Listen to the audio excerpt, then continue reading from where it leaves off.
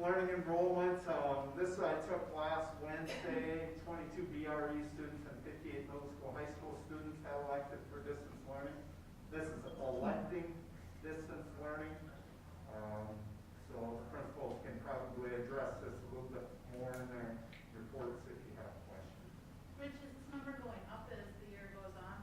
Well, BRE appears to be going down or holding steady. I think we started the year at 22, but you had creeped up, right, Lisa? We did. We've kind of gone up and then come back down again. That number does not include students that are quarantined or are out for illness for extended period of time. So that would just be, people that are elect. Right. yes. I would say middle school, high school has grown, right, Ryan? It has, but we do have a number of kids trying to come back at the end of the quarter, just because there's a variety of different reasons, but, so. Yeah. Unfortunately, with their ability to come and go with other districts too, that's going to pose a little bit of challenge. And I say that, and I don't mean anything bad, like Echo and Clarkdale charter schools, students are going to ebb and flow there. And, you know, I like to believe they're choosing it based upon what's best for their education. So it's hard to argue that. Food service update. So they did, USDA did come through, and for the remainder of the 2021 school year, we will continue on, it's called the Summer Food Service Program. And so we'll offer those curbside meals to kiddos that are in distance learning or in hybrid. Unfortunately, that's the only time we can do it because otherwise it interferes with their ability to attend classes. So not ideal, but it's the best we have. So they'll continue to be free. The downside of this is we rely upon the number of students applying for and qualifying for free and reduced lunches through the educational benefits application. We rely upon that for some of our compensatory aids. So we need those applications filled out. So we're going to keep pushing that out. We've asked the Department of Education for some ideas on how we can kind of pressure people to do that. It's pretty vital. That's a big part of it. So, and it doesn't grow just at a straight line. It grows exponentially. So the more students you get, then the more you get per student. So, which is kind of weird. So it grows exponentially. Committee meetings, we'll have our policy committee on November 16th, and that involves Jeremy LeBlanc and some leaders. So I believe that's set for 5:30. I didn't put that in there, but I think we said all 5:30. We can do that via Zoom. Assessment calendar, we have placed that out there on the website. We're still in a state of flux with assessments. We don't even know if we'll conduct the MCA. We didn't conduct the MCA last spring. So we'll continue to keep that as updated as we can. That's required that we have it posted on the website. So it's the best we could. So thank you to the principals for getting that out there. Homecoming plans, we'll let Mr. Luck kind of address that. We'll have a conversation with him at that time. But it looks like we'll talk about each of those and some different options we have for homecoming, which is coming up. And then, other than that, just a quick update on COVID-19 information. I think Cassie and I just live on webinars throughout the week. We try and stay as constant or as informed as possible, but one thing you'll notice is that there is some testing available on a video for the next 3 days. They encourage you to register. We know that some people will avoid testing. They call that playing hide and seek. That's what they're doing. I think people are so scared that it's going to impact the learning that they want to gamble that way. But understand that it is truly a gamble because it can backfire. And that one kid will become positive and symptomatic and maybe help spread it. They don't even have to be symptomatic to spread it. But here's the advantage of it. And and I never thought about this until MDA's pointed this out to me last week. If they become positive, if they test and are positive, they no longer, with the way the rules are currently set, they no longer have to quarantine for 90 days.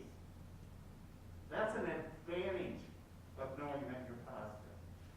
Granted, if you're positive, you're going to have to be quarantined for 10 days, right? But that's the long-term advantage of that. It's that 90-day, I don't want to say get out of jail free pass, but it is, right? You no longer have to be quarantined for 90 days, right? That's the current regulation. So I just say current regulations because everything's in a state of flux.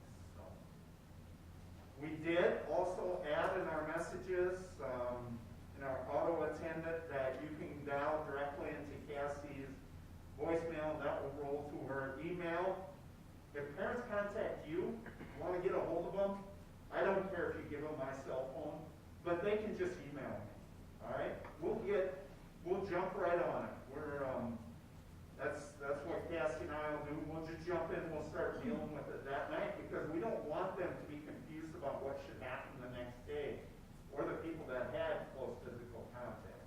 So we want to do our best that we can to keep as many students here, and sometimes that means if we can get those close physical contacts to stay home for that 14 days, that keeps more kiddos in school over the long haul.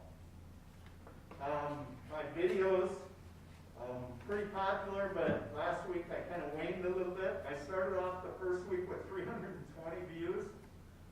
Then it was 210, 150, and then 113 last week. So I did send a letter applying for additional monies to Chippewa County. Yellow Medicine chose not to handle it that way, and so I did not apply in Yellow Medicine County. Yellow Medicine, when I contacted commissioner, said that it was earmarked for businesses. Chippewa County, on the other hand, is going to share it with the schools. So. Open lunch and senior privileges, I'll kind of let Ryan kind of lay out what his plans are for that. I think he's got a pretty good plan that we can live with for that. I was kind of hoping to be able to tell you tonight that I didn't have to worry about the World's Best Workforce Plan. I know you guys were waiting with bated breath for the World's Best Workforce. I am not going to get out of that, so within the next few weeks you'll find a date for a public meeting for a World's Best Workforce Plan. And I'll share the plan with you if you can't make it. It will be done via Zoom. But obviously, with the uncertainty with testing, first of all, we don't have anything from last spring. And we don't know what this year is going to look like. Those, we're going to have to rely upon a little bit of an anecdotal, the principal's ideas on how we can assess some of that stuff. So we won't have a real continuity of the data, unfortunately. So, sorry, that's all I have.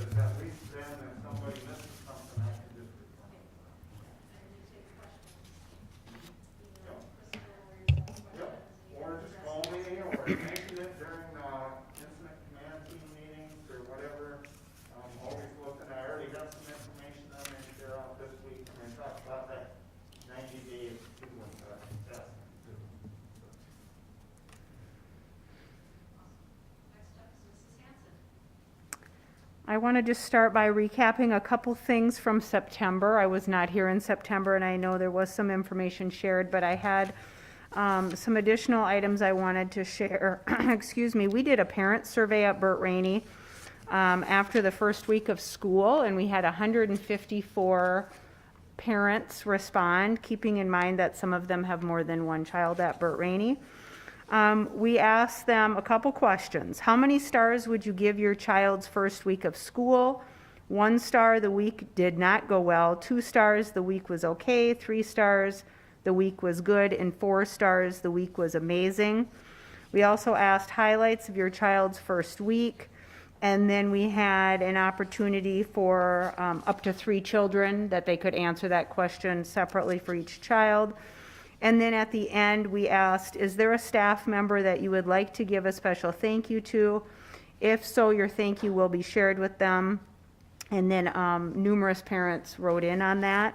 Just to report some of the responses. How did your child's first week of school go? We had 85 parents say that 55.6% said 4 stars. And another 51 was 33.3%. We had 15 parents respond that 9.8, which was 9.8%, which was 2 stars. And then I won't go into all the stats, but that was pretty typical if they had 2 and 3 children at Burt Rainey. In addition, some things that the kudos to staff was really great to get. We also had just descriptions of how their child's first week went, and I just want to share a few of those with you. There was definitely a common theme, in my opinion, from parents that they were really excited that their kids were back in school. The Burt Rainey staff did a great job of making our children feel welcome and excited about school. Seeing how well the teachers were taking care of the kids and that the kids were back together was another highlight. To see my child finish the first day of distance learning and to know that we did the right decision. Seeing friends, teachers, reading books, doing arts and craft projects, getting to know new teachers, going to breakfast as a class, and getting to play on the hill made for a great first week. Other ones had very specific things. Adjusting to new surroundings and faces have been tough for the kids. However, your teachers have been great, and we love and appreciate all the communication. All teachers are going above and beyond to make this the best year they can. We appreciate all the extra efforts and ways to keep students feeling included regardless of where they're learning and participating. For all the wonderful staff at Burt Rainey, you have all made going back to school fun and exciting. I was most impressed with all the staff that would ask my son if he needed help getting to his class in the mornings. I'm comfortable knowing he is in such good care. And I literally have pages and pages of those types of comments from parents. We were able to share those with staff if they were had a specific staff member's name on, we did. And then the ones that were more general in nature, we put those on a doc and shared those out. We also had a Meet the Staff event, which was our first time we ever did that. It was directly related to COVID because we didn't have our typical open house. And so that was on September 2nd from 5:30 to 7. We had a number of families and kids drive by, and we got really lucky. The weather was nice, and we just sat out on 7th Avenue and got to see some of the kids. We also had some special guests join us, our retirees, Bev Imes, Mary Jensen, Jill Fry, and Tim Knutson all also came back and joined us for that event. We have utilized a number of outdoor learning spaces at Burt Rainey. Some of them include, we split the upper and lower playground, so we do not have any mixing of classes. We also reference the fire truck area as another location.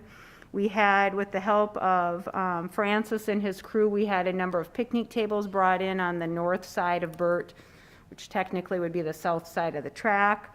Granite Falls Lutheran offered the space just west of their garage area out across from the district office to us as well. Tennis courts, you probably saw the large white tent that we had out in front of Burt Rainey that we used for most of the month of September. And we also, now that the white tent is gone, we use that space as well. So our teachers have sign-up schedules. They can sign up ahead of time, and up until today, we've used a lot of outside learning space opportunities for the kids. As long as they are socially distant, they are able to remove their masks and get a break. Our STAR testing window is complete for fall. Another thing that has been definitely different is how we do fire drills. Obviously, we could not dismiss 400 people at one time through similar doors, similar hallways. So we came up with what we refer to as the ABC groups at Burt Rainey. And so on one, like maybe on Monday, we had the A group go through their fire drill. On Tuesday, we had the B group, and so forth. So that involved predetermined doors and stairwells just to eliminate any possibility of close contacts there. So our first round of that is complete. Also just wanted to touch base a little bit on hybrid learning at Burt Rainey and really what does that look like? What are the big changes? As I mentioned, we do not mix classes. So in the past, you may have seen math groups that were mixed among 2 or 3 classrooms. You may have seen students moving from room to room for different curricular topics. That is no longer happening. We do have one situation where the teachers are doing some switching for science and social, but the kids do not leave what we consider their homeroom teacher's classroom. Probably another downfall of that would be like at recess. 3rd grade never plays as a grade anymore. They play as a class outside for recess. And that also is why we have so many outdoor learning spaces, so we can get more of them outside.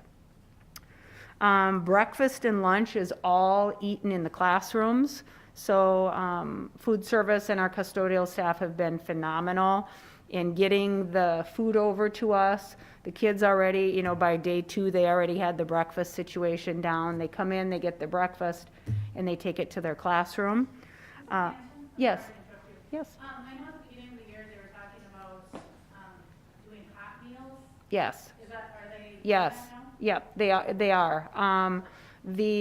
Not so much the breakfast, but the lunch is definitely, almost always has been a hot meal, yes. And so what happens for lunch is a paraprofessional is assigned, say for example, to Mrs. Rooney's room. That para goes down to our lower level, which is where we used to serve the food. She'll bring a cart down, they load up to-go containers. The kitchen staff does that, and then she'll take them up to the classroom. The kids eat at their desks. Janitors help us, you know, get things cleaned up. They've got it down. They're doing a great job with it. So, in addition, another change is that we now have kids in our building from 7:40 in the morning.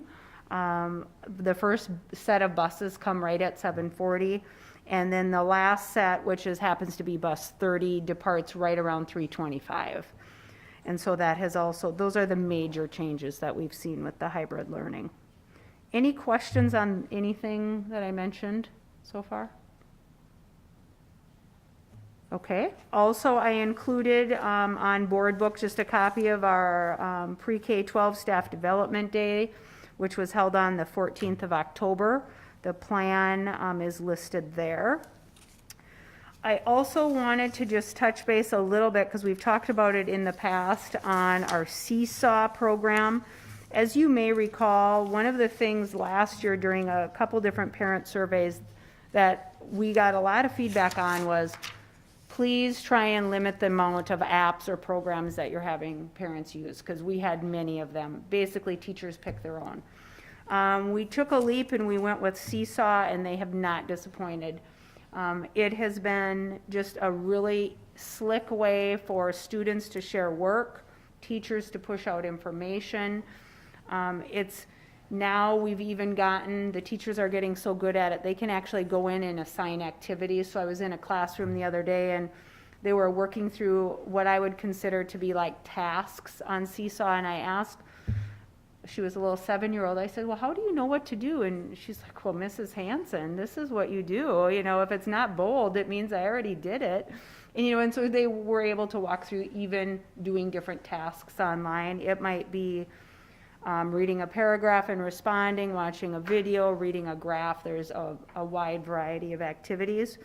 But probably the most important piece has been just staying connected with our parents. And so I ran some stats before I came over tonight. And from September 8th through October 18th, 7,159 parents have logged into Seesaw. That's phenomenal. We also have had 6,948 posts added to Seesaw.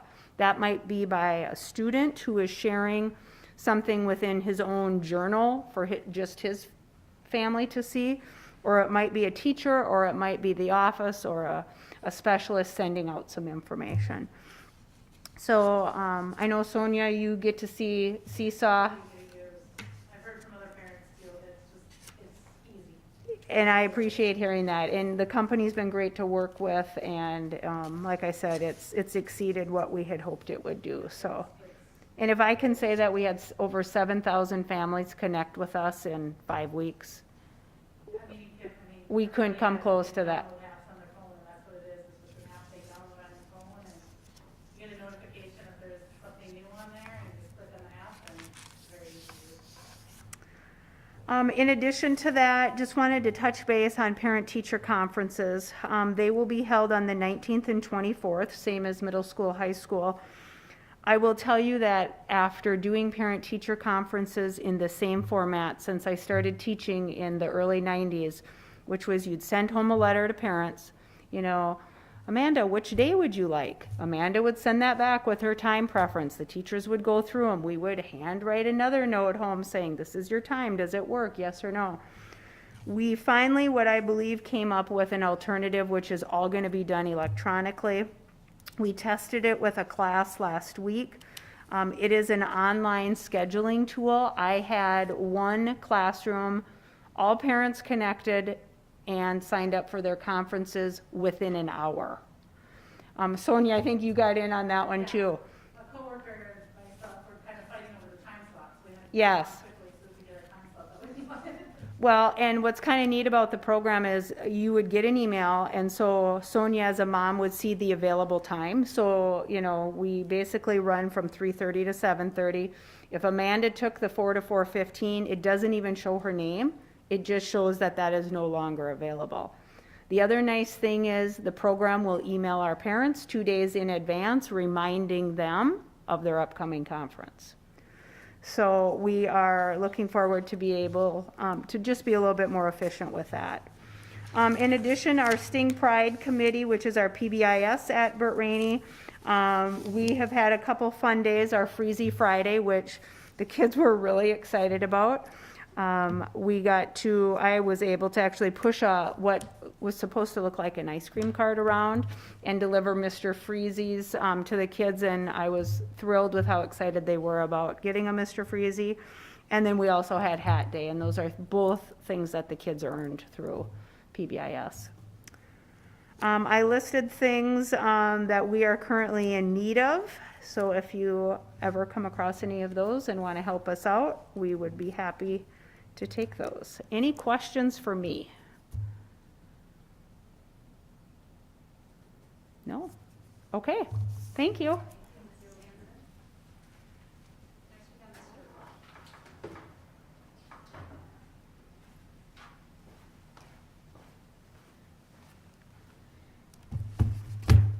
Good evening, everyone. First I want to talk about, first off, Board Chair Rupp, I want you to know that I put my staff celebrations on top of my board report today because I was a little late on Friday getting it into the district office. So I just want to bring that to your attention in that. What's that? I will read them when I'm all done with this wonderful report here because I would love to do it. First off, as Mrs. Hanson said, our fall conferences this year will be done virtually. Just as she talked about, we are working. We will be sending out, once we get all the links and everything available. What we have is we will not be doing student-led conferences this year. We'll be running more of a traditional conference. So it'll be a matter of when parents want to meet with their child's teachers, they will be able to control that schedule. Our conferences are the 19th and the 23rd from 3:30 to 7:30. And what will happen is they will have access to every teacher's conferences. And then what will happen is when they go in there, when they select a time and a date, it will go onto the teacher's calendar, but also it will automatically be put onto their calendar. So they will be able to do that. The teachers then will send out a Zoom link, and then we'll go through the process of doing that. So the conference times will be roughly around 10 minutes each one of those nights. So obviously, we've had a lot of success with the student-led conferences, but just with the amount of paperwork and stuff we go through traditionally on a student conference, we're going to postpone that and do them in the springtime. So more information to come on that.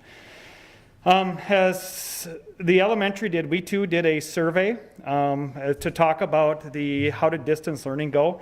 We had 117 families reply. Our range was that we used a 4-star system just to get some feedback, from our 1-star being things did not go very smooth to saying, you know what, it was much improved, thank you very much. The overall rating for the people that responded was a 2.77.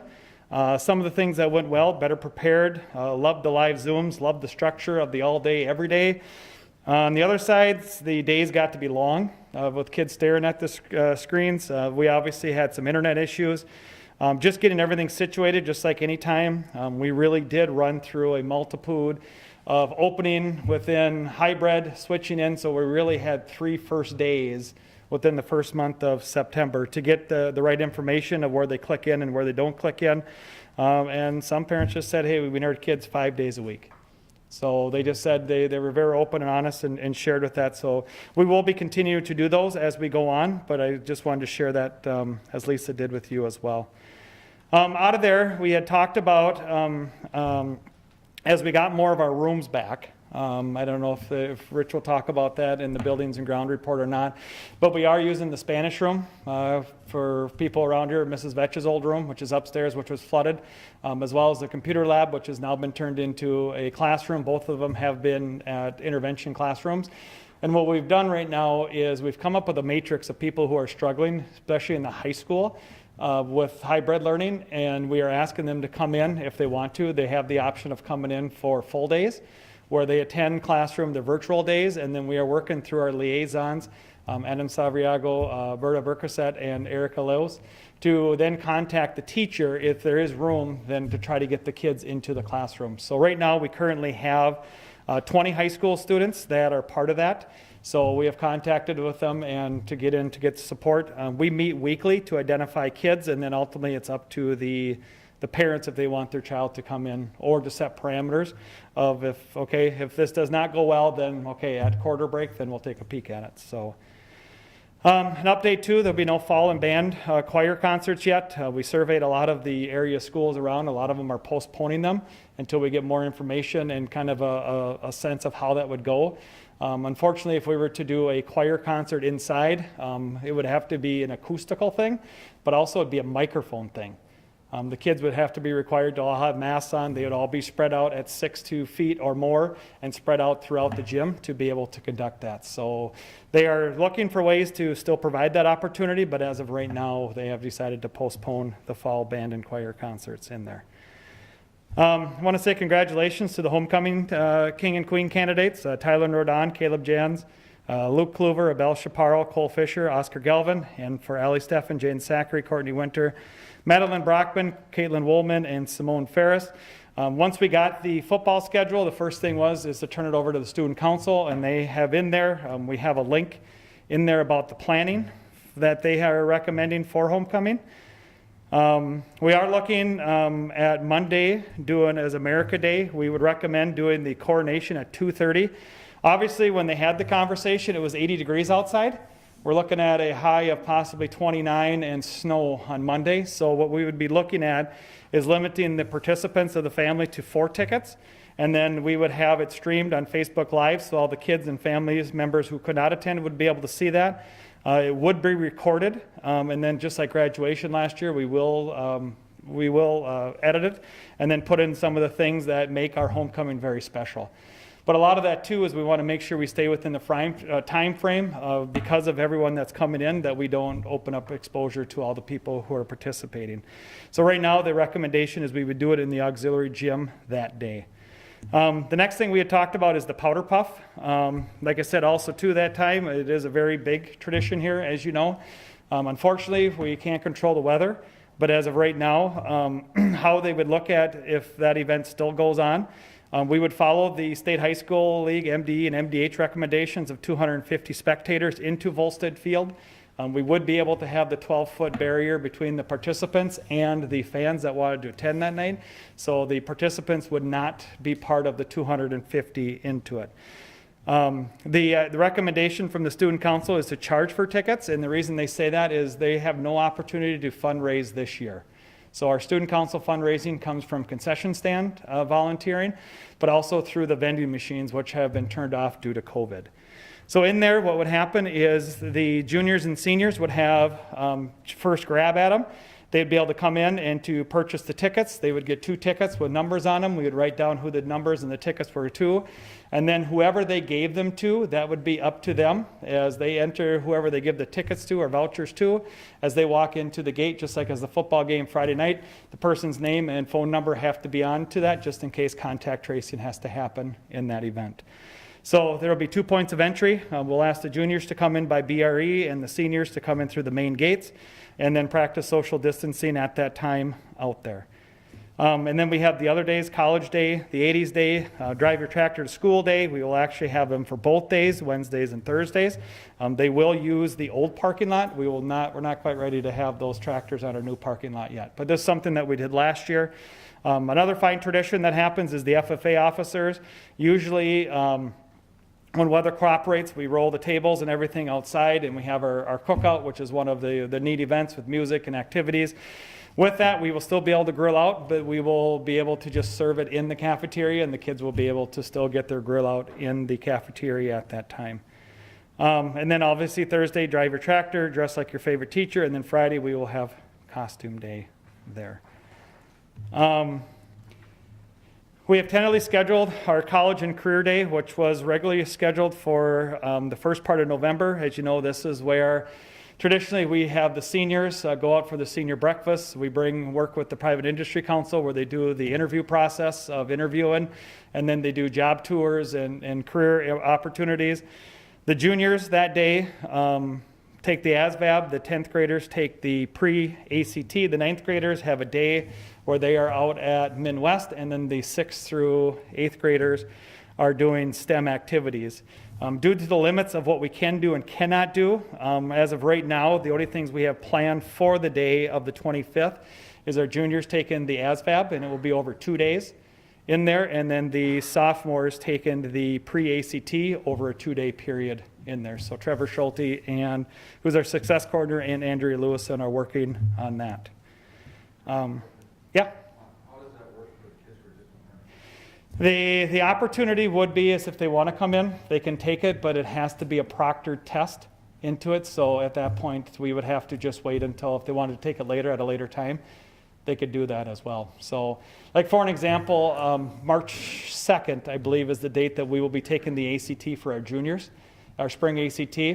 If they do not want to take it that time due to COVID, then they will have another opportunity their senior year to take that ACT at that point. So What day did you say that was? for The ACT? the ACT, tentatively, don't mark it down, I think it's March 2nd. So, but more information and that stuff will come out in there. So, I'll take any questions about homecoming. And then also, I know Mr. Schneider asked me to touch on the senior privileges and also the juniors for open lunch. First thing I want to say, and I shared this with Mr. Schneider, our kids have been awesome. They have absolutely done everything we've asked them to do. They are eating their food in the cafeteria. They're staying in their seats. We're watching ESPN or whatever else they want to watch on the screens, and respectively asking, Mr. Leff, when do we get open lunch? So the kids have been absolutely awesome. We've talked about it. If we did have a timeline, we would look at potentially the November date, which would be our quarter break, to allow senior privileges. Obviously, the kids would have to meet the senior privileges to be part of it. There are attendance and also grades that go along with that. And then as far as juniors, then we would open it up for juniors at that time. We talked about then is the next midterm is potentially for the sophomores. I would recommend that we do it after Christmas break when we come back because our midterm is right at Christmas break. So the idea would be to bring them back at that time to it. Obviously, there's lots of positives that go with it, but also too is with it is we're worried about the capacity of just contact tracing if something would happen during that time and brought back in, which I think we've discussed in the past. So that would be the timeline we would recommend for the privileges and opening of the lunches for the kids. Is that the normal timeline for senior privileges? Senior privileges are usually first or midterm of first quarter. So usually we have the first application of midterm of first quarter, just because they started the school year the first 4 weeks, then they get in. Our turnaround is usually a week.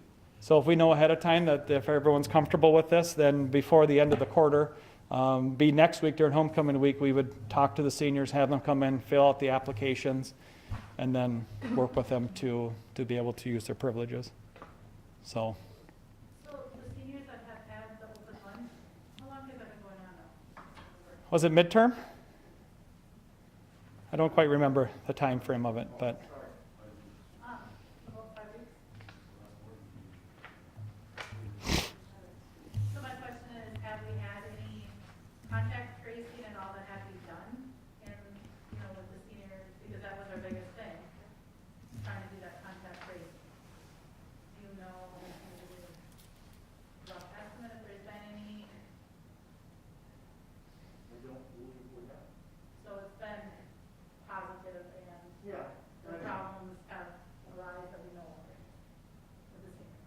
Okay, that was just my question, because I know that was a big thing to open it back up because of what could happen, so I just wanted to know. And I'll just give you my opinion on that. I'm much more easy with the senior privileges because they're currently leaving now. So we're not really increasing much traffic because it's the same kiddo. Right? As we add more, like I said last week in my update, as we increase, we start loosening, makes me nervous. But that's my nature. Thank you. any other questions? So, for coronation, I know the original thing I saw was for Sunday. Just curious if that would make things easier. Yep, the one.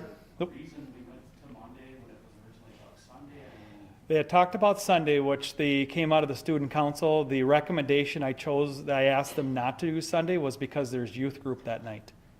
And if you remember last year when we got into the all thing with anything with homecoming, is our faith-based group asked us not to use Wednesdays and not to interact or to interfere with anything. And I know of one church for sure that has youth group on Sunday at that time. So that was the recommendation that came out, was shared. I talked with our advisor, Kari Coulter, to say, can we try to keep it as much as tradition as possible. And traditionally we've done it around 2:15 in the afternoon to do it. That way, at that point, the student body will view it live in their classrooms via Facebook. So. And we looked at other nights. There's volleyball Tuesday, Thursday, football Friday. Wednesday is faith-based. The problem that happens on Monday, as you know, is basically after practice, it's getting ready for powder puff. It's makeup and t-shirts and everything that comes with that. So we had talked about could we do it before that, and none of the participants wanted to do it before powder puff. So. and then the 4-ticket thing, what does that come out to, number-wise? 4 tickets for the actual people coming in to there. So there are, I'm sorry. So with, so remember, if we look at, the reason we can use 250 is that's outdoor. Yep, totally agree. And volleyball, remember, it's 2-person per participant.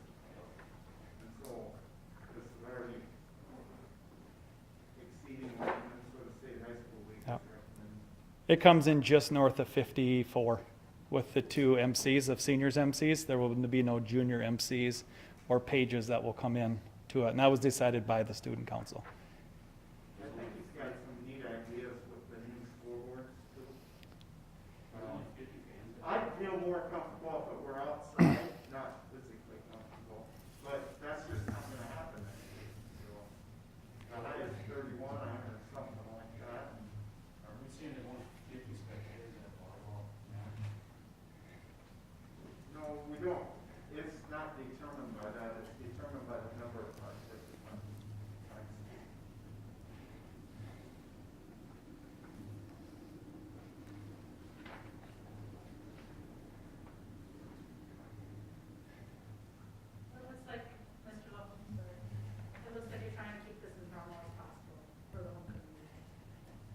Yeah, we as principals have talked a lot about this, and it is a different feel. It's a different fear from everyone, like I've shared with others.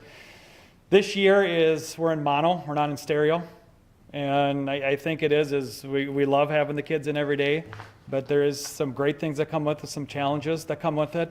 The masks are definitely different in there. So like I said, we've talked a lot about this, and that's kind of the recommendation we have into it. So in there for the homecoming, there'll be seats of 4 that'll be separated in there to do that. And if there's an opportunity for the parents or those to come up to get a photo opportunity, but in there too is the candidates will be 6 feet apart, just like they would be within the classroom, and that's pretty standard from what other schools are doing as well. So.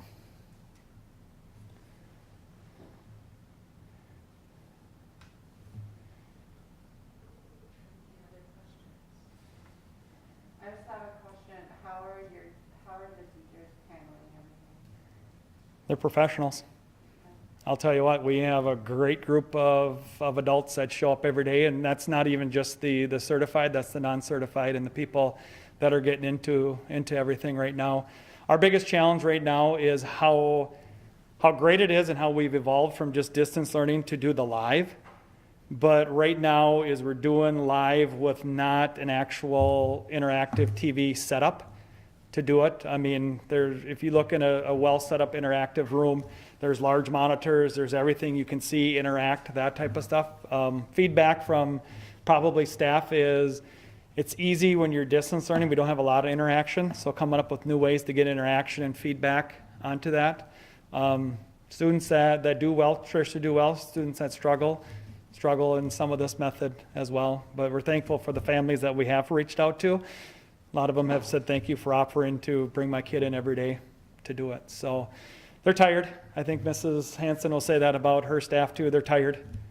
So, but like I said, we got great adults into it. If you want to see something that is, one is school lunch in general is chaotic, but our kids walk up the stairs by the vending machine, they walk down the senior hallway, they are 6 feet apart on arrows, walking around to get food at the end, and they're walking in there and they're sitting at the tables and they're eating. There's 3 to a table. Like I said, I can't say enough about that. They've really adjusted very well. Do we have our issues?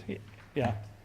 It didn't matter if we were all in person or whatever, we're still, we have more positive going on than the negative. And so like we talked about too, is we want to be solution-based, not what's wrong. So we are trying to come up with solutions. A lot of it we're coming up with as we go and what we're learning with too. But thanks for asking. I'll definitely share that. Friday was a good day.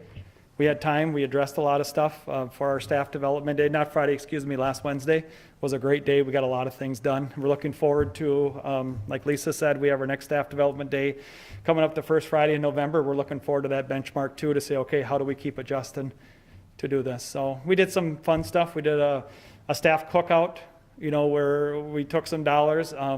Something, not to bore you too much, but Daryl and Ben and Andy Holt, you get them in a room, look out. We have a great food science class. We had a hog donated by Hunter Gullickson, who's a senior here. They butchered the hog. They put it in the freezer. They smoked it all week. The kids got into all the science of the smoking stuff. And Hunter Gullickson was lucky enough to say, hey, I want to give some of this to the staff. It was the best smoked turkey and smoked pork shoulder we've had in a long time. So we're trying to bring a lot of those things in to just say, guys, let's breathe, we're okay. But yeah, it's interesting. So, can I share the celebrations? Yes, thank you. First off, I want to recognize Stacy Hins for her hard work and dedication to the staff in her new position, the distance learning coordinator. She's been a valuable member both in and out of the classroom this year. Foremost, she continues to push us and look at new things. Just for an example, she was over at Montevideo looking and getting input of what they're doing over there. So I want to thank her for her time, but also the patience and what she does for our staff. There's a number of things we're doing through our evaluation process for growth for our staff, what's working well, what are some areas we want to work on, and she's diving right in, scheduling individual appointments to help our staff out, get some of those, we call it rocks in their socks, out. Big thank you to Francis and his team. The library's back online. We got new carpet in there. It looks great. It's not 100%, but over break we were able to move our kids out of a junior high wrestling room to give Mr. Knapper more space so when wrestling starts up at the end of this month. Moved our kids around, but now that is a classroom that holds 25 to 27. And Franny worked really hard to get everything in. The carpet was laid on Thursday. We got desks and things moved in on Friday. Kids started on Monday today. So I want to thank him and his team for all year long. They've been awesome to work with. Tim Knapper, just want to recognize Tim and his team. The Thursday night that we got the notification that we were opening up and allowing fans in was very stressful. Many schools decided not to bring fans in. Tim and his crew said, we can get fans in. And if you saw him run that night, it was the sweat, it was everything else. It was that day we worked, he worked on his scoreboards to get those things operating and running. So we had an experience that night. So I want to recognize him and his group to did that because many, like I said, many schools said, no, we'll wait. He said, nope, let's bring them in. And that was definitely the right thing to do because it was a great opportunity for our student athletes, but also the fans. I want to recognize our paraprofessionals, not only the great job they continuously do within the classrooms, but this year they've been extended their duties into serving breakfast. We offer breakfast at 3 doors in the morning time to our kids as they come in. It's been a big hit. The more we just sit and yell, free, free, free, free, free, kids grab it. And they come in, and whether they're on the bus coming in or not, they will grab the food and go in. So they do that, but also, too, they recognize and they supervise kids in between classes because at this point, as we said earlier, the certified staff is cleaning their desks and getting ready for the next class as they go into it.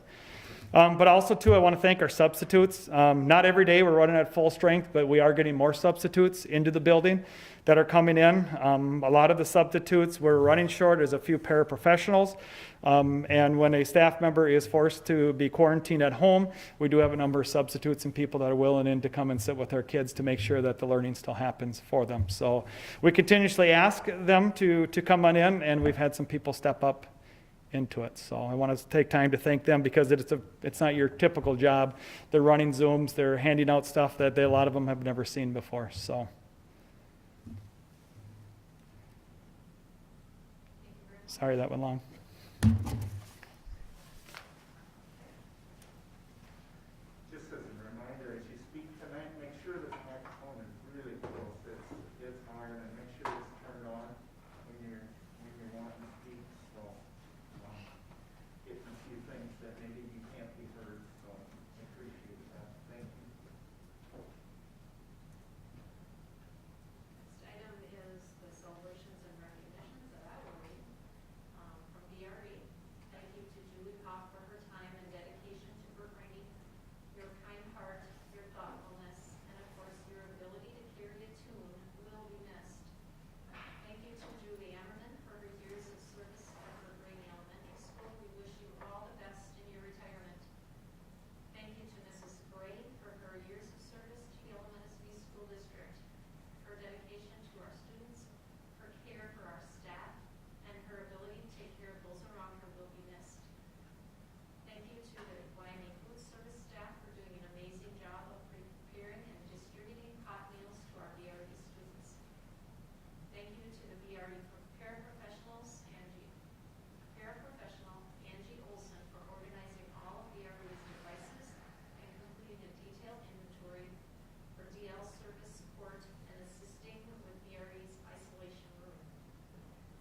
Thank you to Carolyn Olson, Tina Siski, Donna Kosak, Megan Buchanan, and Julie Nordon for assisting students coming into BRE each morning and for happily distributing and tracking breakfast each day.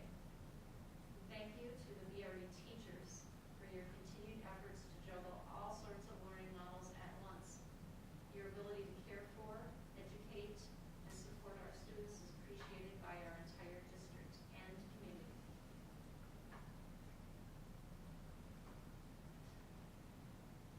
Next item is committee reports. First up was our Building and Grounds Committee. They met on September 29th. And what we did is we kind of talked about, and that's what kind of led to some of the information that you saw in your finance committee. They wanted to know a little bit about where we're at with our bonds, and then what our next game plan will be. Kind of go review that when we get to the discussion item later about where site logic will be involved. Anything you three want to add to that? Speak for you.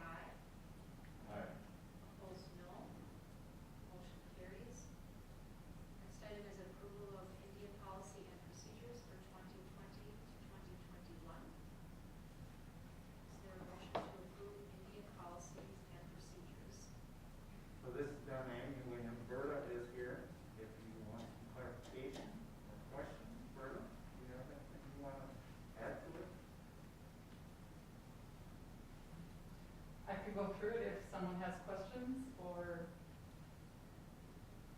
if I not, believe you have a red line mask, correct? pardon? I think everybody got a red line mask.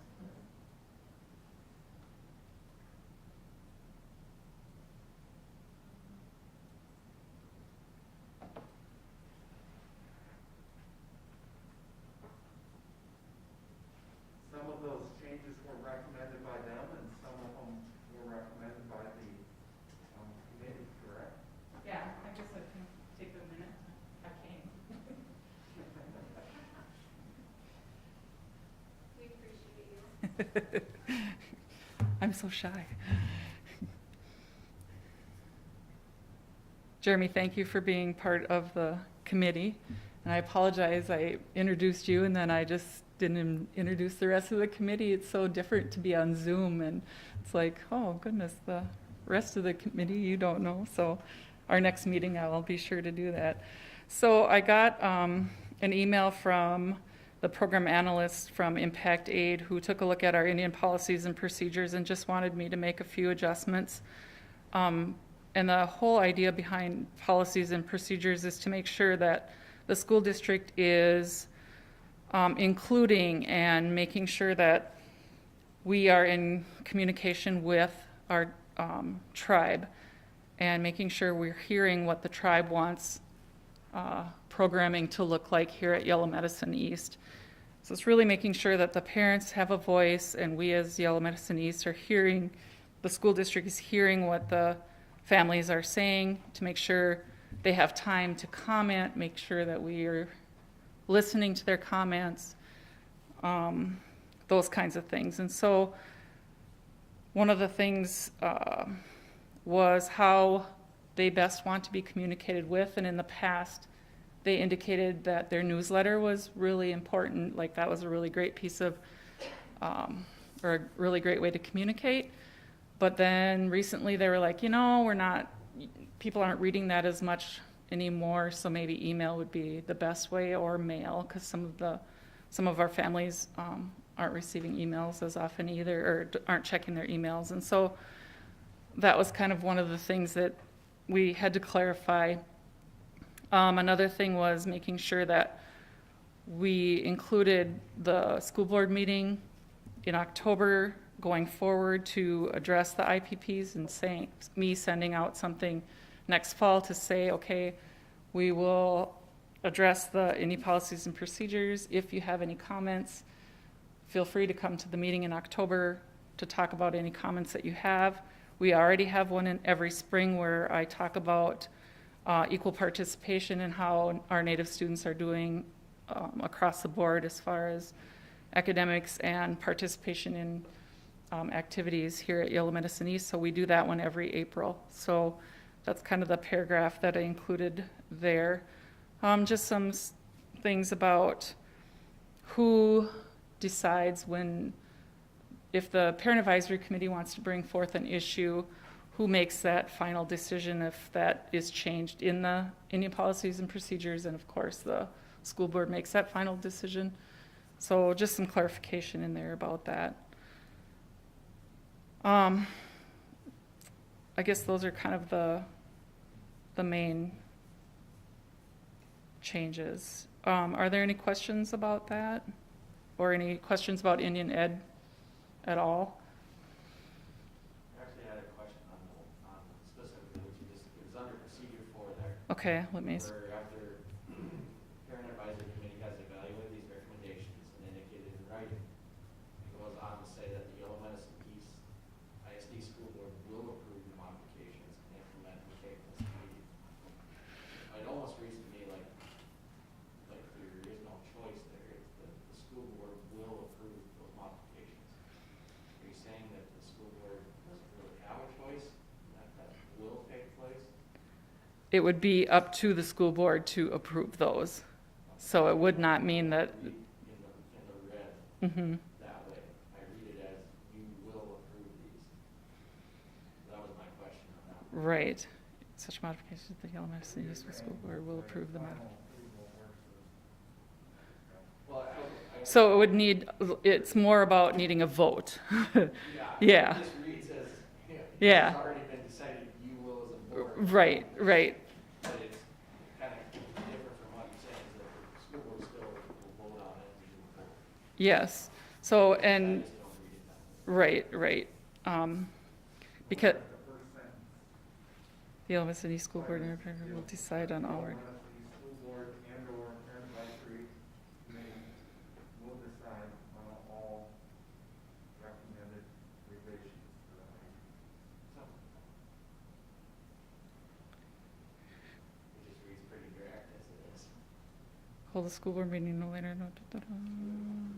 Parent advisory committee has evaluated these. You don't have a choice. School board, Being a problem, I just. right. Match kind of what you're describing. Right.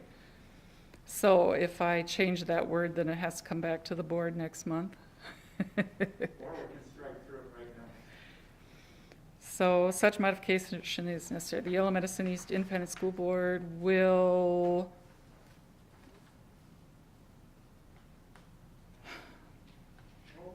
vote on the modification and will, And will vote sound better?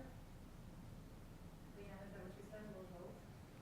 The Vote yellow- to approve, we'll vote to approve, and that's to direct the the Yellow Medicine East Well, no, vote School doesn't District vote, School it's Board all will vote, no. Gives them the opportunity to vote. Yeah, Do you like that?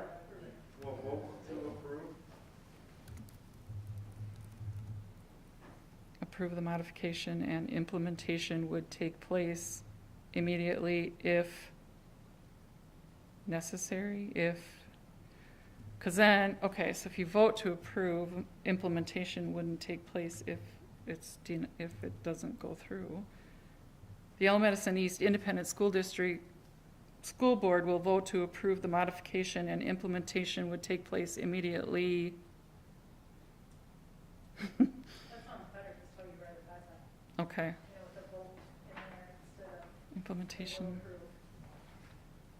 Will vote to approve the modification and implementation would take place immediately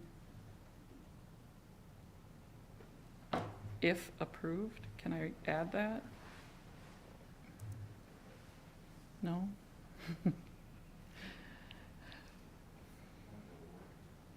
Because I don't want to, Just something that just needs to modify and come back through the system, or? it can, it's just that it needs to be, approved by the board, and she just asked when it, Do we have a deadline on it? no, I've been working back and forth with her since this fall, so, when I came back to school, so I just told her. So the Yellow Medicine East Independent School District School Board will vote to approve the modification, and implementation would take place immediately if approved. That sounds good. Okay. Any other things? That's the main one. Okay, yeah. We're gonna add those two words Mm-hmm. and that. Vote to approve and implementation would take place immediately if approved. Yeah.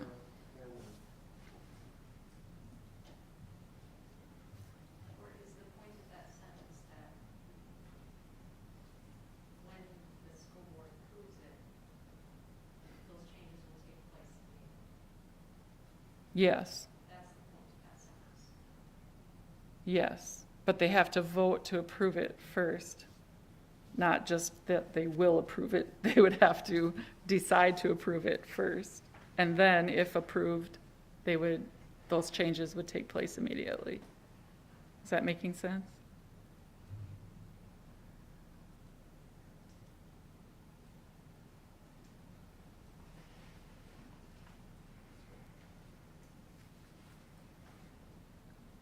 If we could say when the elements ISD school board approves the modification. Implementation will take place.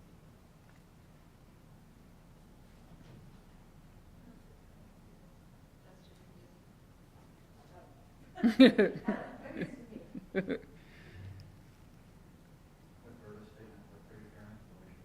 yeah, that was your Okay. That's what we'll run. Okay. And approval, of the Indian policies and procedures as stated with that, with the addition of those words. In section and procedure number 4 of the policy. Yep, policy number 4, procedure 4, yes. Want a motion on that? Yeah, we need a motion to approve that Indian policies and procedures. I'll make a motion to approve the meeting policies and procedures with that change. Thank you, Sonia. There's a motion. Is there a second? Second. Thank you. There's a motion and a second. Any other discussion? Hearing none, all those in favor say aye. Opposed, no. Motion carries. Thank you for coming, Brad. Mm-hmm. Much appreciated. Mm-hmm. Next item is approval of contract with Upper Sioux Community for the English language class. I think this is, a yearly approval, correct? Is there approval of contract with Upper Sioux Community for Dakota language class? Move by law. There's a motion. Is there a second?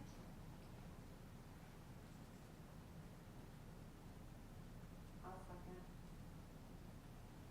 There's a motion and a second. Any discussion? Hearing none, all those in favor say aye.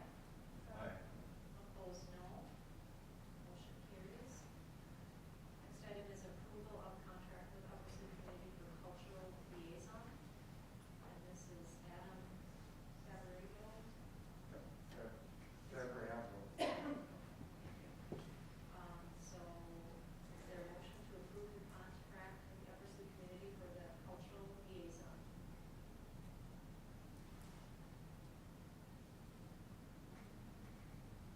Move by law. There's a motion. Is there a second? Second. There's a motion and a second. Any discussion? Hearing none, all those in favor say aye. Aye. Opposed, no. Motion carries. Next item is approval of QComp goals and budget. So these are, we update these goals annually, and, so last spring, we weren't able to finish our goals because we weren't able to administer the second half of that.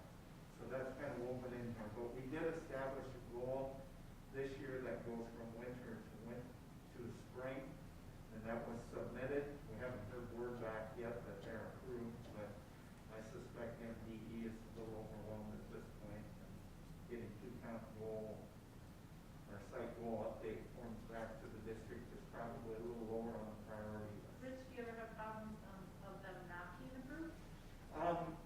What will happen is they'll send something back for clarification. They might say, hey, their concern with this one is probably gonna be the length of time between the testing window, but we have no other alternative. Right. So, I think we'll have a reasonable argument to keep it at this. Has it always been 3% or is it 5%? I think it varies. Do you recall, Ryan or Lisa? Last couple of years, I believe it has been 5%, but the committee this year went with 3%. How come?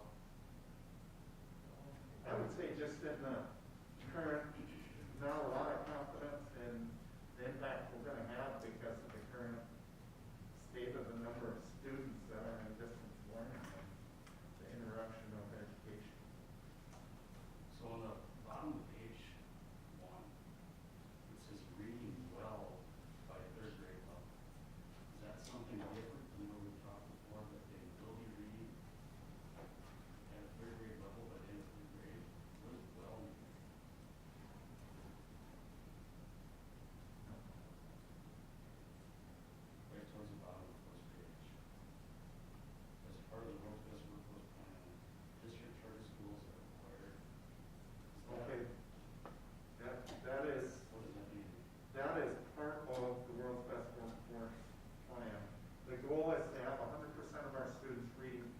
grade level by third grade.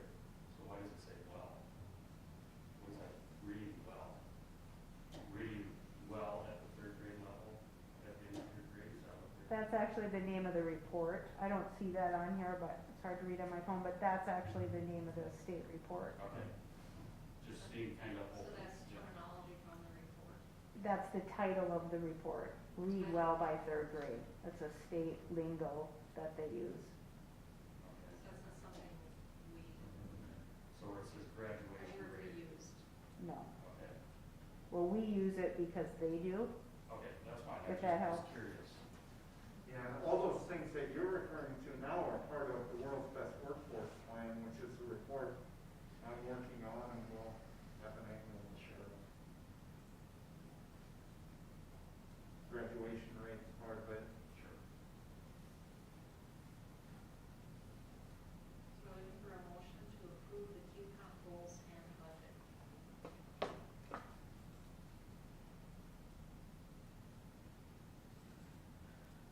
I'll make the motion, Desmond. Thank you, there's a motion, is there a second?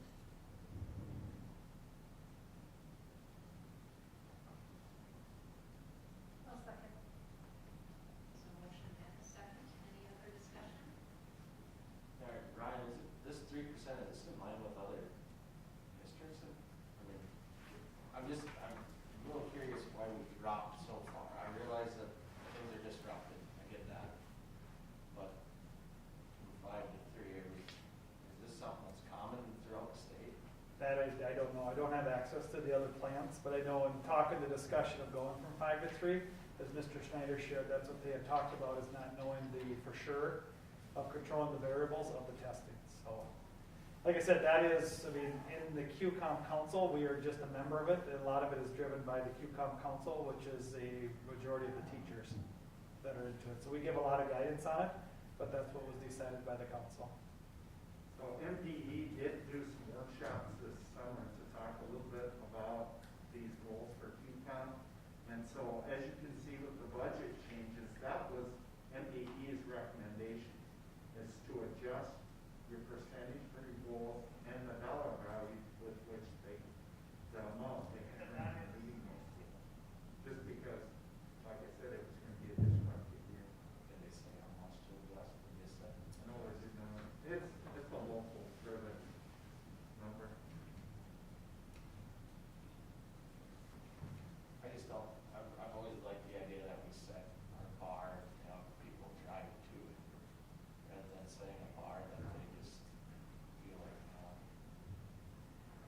it's kind of a, I hit my minimums and I just feel like we kind of dropped a lot there, you know, rather than saying, hey, we still want to drive to that, no, to that higher amount. So, I was just curious. Good question. Any other questions? There's a motion and a second. Hearing no other questions or discussion, all those in favor say aye. Aye. Opposed, no. No. Motion carries. Next item is approval of COVID planning time proposal. This might take a little discussion and Okay. explanation. First of all, I'm going to say I apologize. I think this is not very clear, so we want to make sure that everybody understands what we're talking about here. First of all, for the rationale, I think we have teachers and staff members working harder than they ever have before, and I know I said that a lot, but I want to emphasize that that's the goal here, and this is what many of our area districts are doing. If I can just give you an analogy, what we're having to do is we're having to fly a plane right now, and right now, in the midst of flying it, we're having to fix it. All right? That's what we're trying to do, and quite honestly, that's what this proposal is about. Understand that it's not perfect. So, no matter what we do, it's not going to end up perfect. So, let's first of all review what our proposal is. So we looked at a number of different ideas, And we started looking at it right away the first week or two of school when we saw that this was becoming very overwhelming for our teachers and was leading to some burnout. Because we're concerned, and if you pay attention to the news and what's put out there, there is a lot of talk about the number of teachers that are intending to walk away from this. And in fact, some of them walk away right now, and quite frankly, we'd be out of luck because we would be short. So we looked at what's some options. We tried talking, communicating with the teachers on what their ideas could be. What it came down to is it's an overwhelming thing to both teach live to students that are distance learning and students in the classroom. There's no way we can hire enough teachers to cover that distance learning for the kids just as a separate. There's no program out there right now for us to just send our kids to those distance learning. And if we did, it'd be quite expensive. So we're trying to work and navigate through that at this time. So we looked at several different options. The option that the administrators and the teachers have been in favor of is the proposal I have outlined there. I've outlined other ones, but option C. Option C takes our kindergarten or our preschool through 5th grade. On Fridays, they go home on the bus at 12:30. Students in grades 6 through 12 would learn virtually. I put distance learning in there because that's what most people can understand, but learn virtually all day on Friday. They would not be in the building. Students in grades 6 through 12 would not be in the building during that time. This would all be an adaptation to our hybrid learning plan. So our hybrid learning would look different. We would also, I want to make sure I hit all the points here, so ask questions if it's unclear. The Wednesday PLC time would not occur any longer. We would move that time to our Fridays. We would not have Wednesday early releases. We know this will have a huge impact on families, but we need to make some sacrifices for this to work. Being that it's hybrid learning, we do have some flexibility in what we do with our 6 through 12 students. One of the driving factors here is our elementary students do not need as much contact time as our high school students do.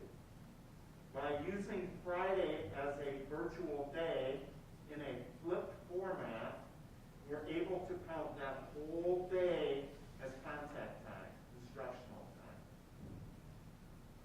Just like the high school did when they were doing their distance learning, they will be able to have some contact with those students throughout that time.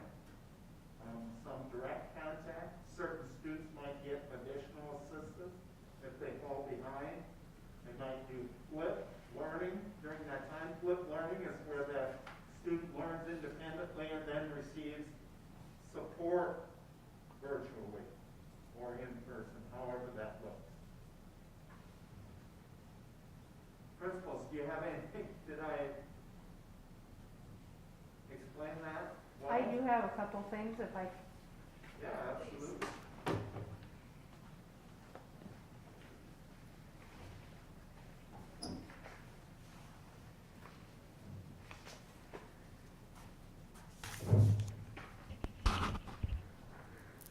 I just want to start out, there's a number of factors that I want to bring up to you. First of all, I'm going to just put it out there. Our teachers are exhausted, physically, mentally, and emotionally. I have been teaching since 1991, and I have never seen anything like this. I'm going to start with the physical part. They are working harder than most people can ever comprehend. They're working overtime, most days without a break, with a shortened lunch that even for a teacher is unheard of in the private sector. It is nonstop and it is every day. They are taking more work home and they are working on weekends more than ever before. Due to the significant stress, I know for a fact many of mine are not sleeping, they are not eating properly, and many are too exhausted to even consider exercising. Many are also now dealing with physical illnesses that have a direct link to significant stress. Mentally and emotionally, I hate to say this, but I have lost count of how many I have encountered crying behind closed doors, or how many have cried to me in my office. This year, as an example, a teacher may have 20 students on their class list. Of the 20 students, let's just say that 3 are full-time distance learners. This involves the fact that the teacher must now deal with technology that many of them have never used before this school year. They are also working with a new style of a computer. They are dealing with, at times, failed technology, which is no one's fault, but it happens. They are also trying to teach to 7-year-olds who are joining their classroom from home. In the meantime, this teacher is trying to maintain a classroom of the 17 remaining 7-year-olds. I really want you to think about that for a minute. You add in the phone ringing, because it happens all the time. Most often, it's a parent of a distance learner who cannot get on Zoom at that time. So the teacher immediately tries to troubleshoot. Then shortly after that, a student doesn't feel well. So with our process for bringing down an ill student, they now have to find a way to get him or her to the isolation room, all while maintaining the live Zoom meeting and keeping the other 17 students in the classroom on task. The variables that occur within a classroom during any given hour are significant, and I honestly could not even list them all. Then all of a sudden, a student, or maybe 2 or 5, are absent the next day. Some are absent due to being quarantined, or some are simply absent because they have symptoms associated with COVID. This same teacher now still has 20 students on her class list. 3 are full-time distance learners, and let's say another 3 are out for a week. The teacher is now creating lessons for 3 different groups of elementary students. In addition, due to how we had to arrange our transportation for COVID, we have taken away the 7:40 to 8 a.m. time slot, and also the 3 to 3:25 time slot that our teachers previously had to prep lessons, answer emails, call parents back, etc. This amounts to 45 minutes every day that our teachers no longer have to complete those tasks. Add in the fact that their students are also eating breakfast and lunch in the classrooms. If this continues, many will say that we will be replacing teachers next summer. I believe that. But honestly, I'm very concerned that we may not even get that far. Our teachers cannot maintain this constant chaos and stress. As Mr. Schneider noted earlier, there was a survey published last week. It was from over 9,700 educators in Minnesota. And that survey shows teachers are feeling stressed, overwhelmed, and worried about their physical and mental health. Alarmingly, 29% of those that answered the survey said they are actively considering leaving the profession. I believe that number. I also want to mention an article that was published by NPR last week that noted applications for teacher retirement benefits are up 35% in August and September of 2020 compared to the same time last year. I think we can all agree that we have many incredible teachers here. I really believe that we need to look at options to support them, and that may include an inconvenience for others. But the alternative, in my opinion, is much worse. I also want to just note that we are struggling with subs. To say that we have no subs it's a real problem. I'm looking ahead already. Tomorrow we have staff members out due to family death, due to illness, due to children being ill. We do not have coverage, and that has been pretty much every day at the elementary. And we are doing the best we can, but somehow we have to relieve some of the stress from our teachers. Questions for me on the elementary? Thank you so much for reading that and presenting that information. That was so important for everyone. I appreciate that. Okay, thank you. Well, there's three options, or is it three or four? Mr. Lofton, Yeah, mine will be brief. Could I? I'd like to hear your Yeah, I kind of alluded that to earlier during my presentation about when Amanda asked, how's the staff doing? We're struggling. To the thing, like I said, we have outstanding adults, outstanding professionals, but you guys know me, I'm glass 3/4 full. I want to take the time to advocate not only for the certified, but for the non-certified staff as well. I really fear in our situation too that we are at a max point of it. The proposal into it we know is not ideal. We know that the kids in front of us, but one thing that we received a lot of positive feedback last year on our distance learning was the amount of time we were able to respond to students to provide the extra help. And to do that, as of right now in between classes, like I said, how great our kids are and how well behaved. Our teachers are in spraying down, they're wiping down, they're getting Zoom set up, they're trying to get everything to set up, and just the stress of going the back and forth is wearing on everyone. So as we know, it's not ideal into it, but we would highly recommend it. We talked about it quite at length into it, that Friday we will still be providing instruction. It'll allow us opportunities to do small group intervention instructions, as well as prevent, as Mr. Schneider said, a flipped classroom. A flipped classroom is a full lesson worth of material. We've talked about all the time, we could just say, oh, just flip it. There's still a 46-minute plan that goes into preparing that and getting feedback to lead into instruction, so it's not lost as we move ahead. So that would be kind of the concept. Some teachers will decide to go live. So the other thing that they had said too, if coming back from our distance learning, whatever, our families have asked us one thing is be consistent. And that's where we think the option that we're talking about today on Fridays allows us to be consistent with learners into it. So we've talked about the pros and cons of athletics. As we know, we do have athletics in the middle school and high school here. Talking with Mr. Knapper, thinks that it will be able to work here in the middle school and high school better on a Friday than on a Wednesday. So that's why we're recommending this at the middle school and high school as well. support option C. Yes, either one of the options that are in there, obviously, as we know, is we're here to help. But like I said, it's a lot, the 5 days a week to be able to do that. We still think is an option into it. We looked at kind of the option of could we release early, and we didn't see any benefit here.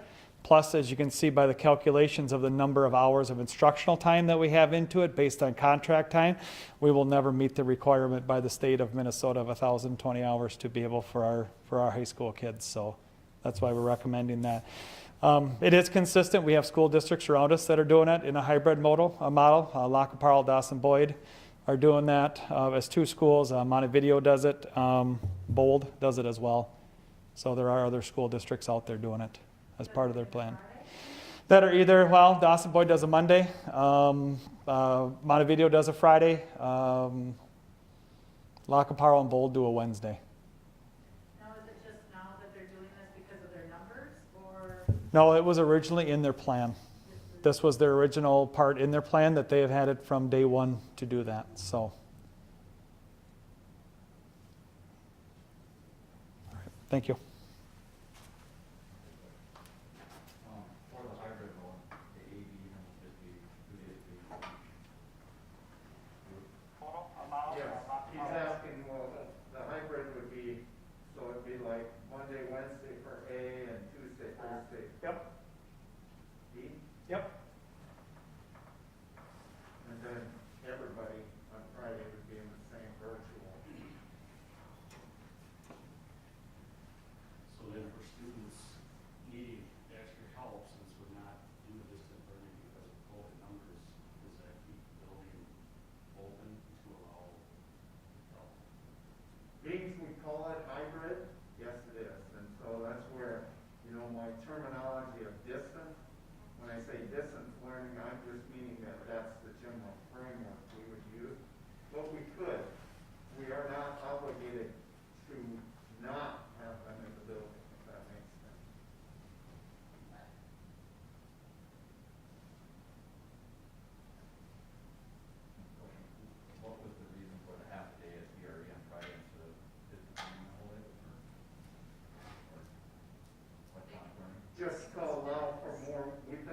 more important with the younger kiddos to have the personal interaction we can until 12:30.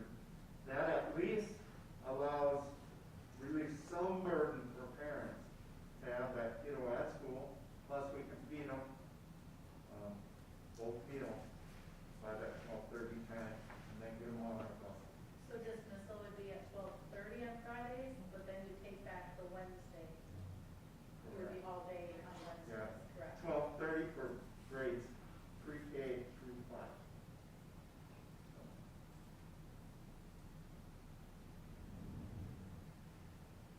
They're great questions, because what you're thinking is what parents are thinking. Can you talk us through this, the spreadsheet, and what the 150s, the 120s, the minus 150s, and what? Okay, what that does is that just kind of talks you through them. Is that Let me give it minutes? more. Yep, that's the minutes that are changed there. So, like for example, option A, PLC, if we cancel PLC scheduled for November 11th, that we could then add that time back in as instruction for that Wednesday. So, So then, Rich, looking at all these numbers, if we do this, you know, the distant and in person, which you're proposing in option C, we would correct. still have enough minutes at the end of the school year? Correct. Yep, and that's kind of the driving force. That's why we tried, I think I told you there's 7 different scenarios that we tried to play out to get that minutes. And really, there's not a problem with the minutes at BRE. The problem is the high school, just simply because the number of minutes required in the high school is much higher than they are at the elementary. And just another thought question, how about snow days? I just think about the snow starting today, I'm afraid what winter is gonna be like. So Yes, I'm and just so wondering- we're building that in, so roughly 6.5 hours per day. Okay. You know, in our teacher's contract, the first day is It's forgiven, forgiven, yeah? but we still have to take that out of our instructional minute. Now, I just talked to Lisa today, she is ready, she said she's ready if we, hopefully she didn't jinx me. Nope, we are good to go. She says she's ready, they have talked about what a snow day would look like at the elementary. We're not going to be sending those devices home every day with our youngest kiddos. We just, Okay, yeah. we're afraid they might not come back the next day, and we're just not quite ready for that yet. Well, my 5th grader came home tonight and said we're gonna have a snow day tomorrow, so. I hope not. Tell them to get a shovel outside my front window. Need to get him a Start winter working. jacket first.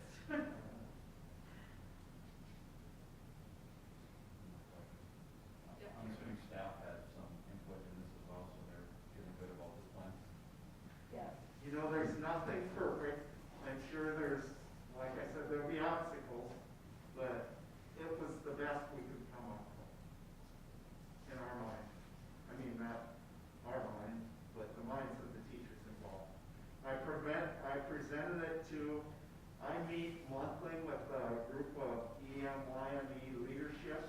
I presented that to them last week. Lisa and I had been meeting with some elementary teachers right away at the beginning when we knew that this was going to become an issue. So, yeah. And they wanted the students here on Friday versus distance learning. Yeah, we all wanted the students in-house. So it's a matter of balancing, getting the number of minutes in for the year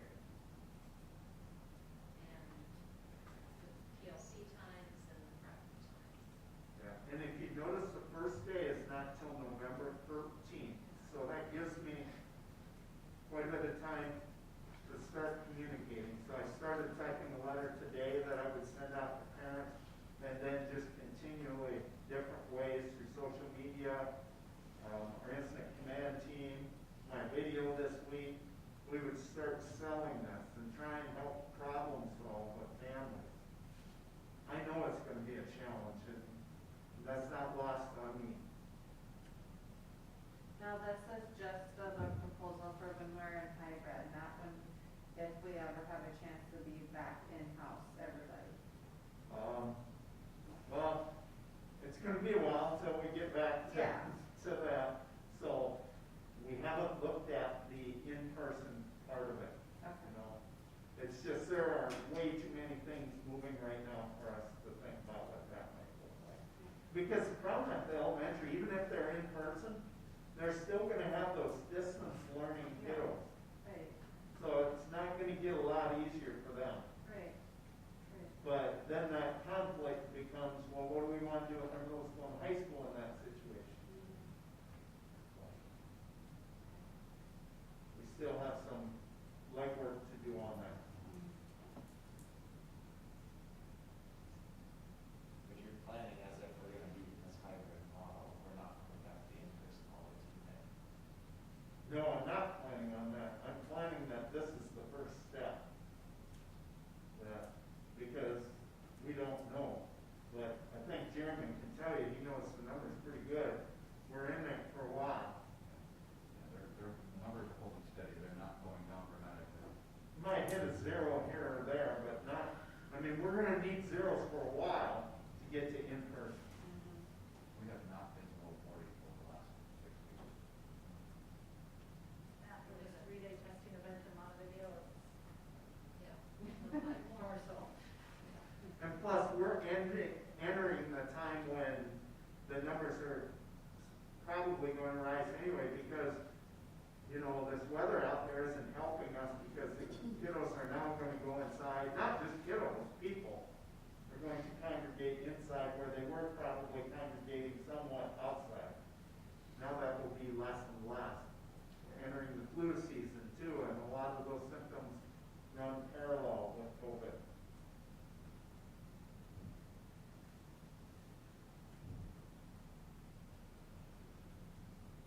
I'm in support of something like this that we can do to help our staff. I think it's important to recognize that it's stressful for the staff, but it's equally stressful for the kids.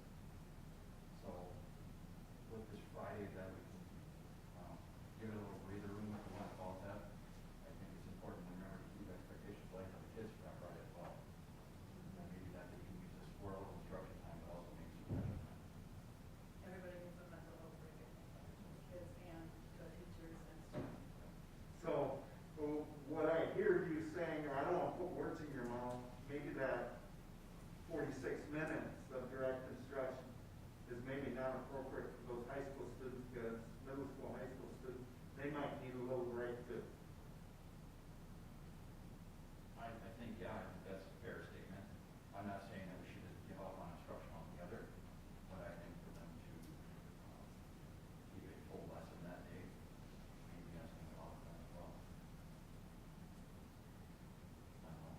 Maybe ask our principals what they think of that idea. I think there's a way that with technology, we can continue to challenge into it, but also supply some support in that time. The thing is we have to follow the schedule, or would want to follow the schedule, because the schedule is important. We could flip it and then kind of do like we did last year with distance learning. We got feedback said, and families were not in favor of it. The reason that we're recommending to do the normal schedule is we still have our commitments to our IEPs and the number of minutes in those IEPs and the supports and those types of things into it. But And also, we can't forget that we also share staff members with neighboring districts, AMS and Rockefeller Valley. So I guess I'm not one to start saying what we should and shouldn't instruct on, but, or what the load should be, it's just knowing that we can give our skills some leeway too. Just as stressful as that.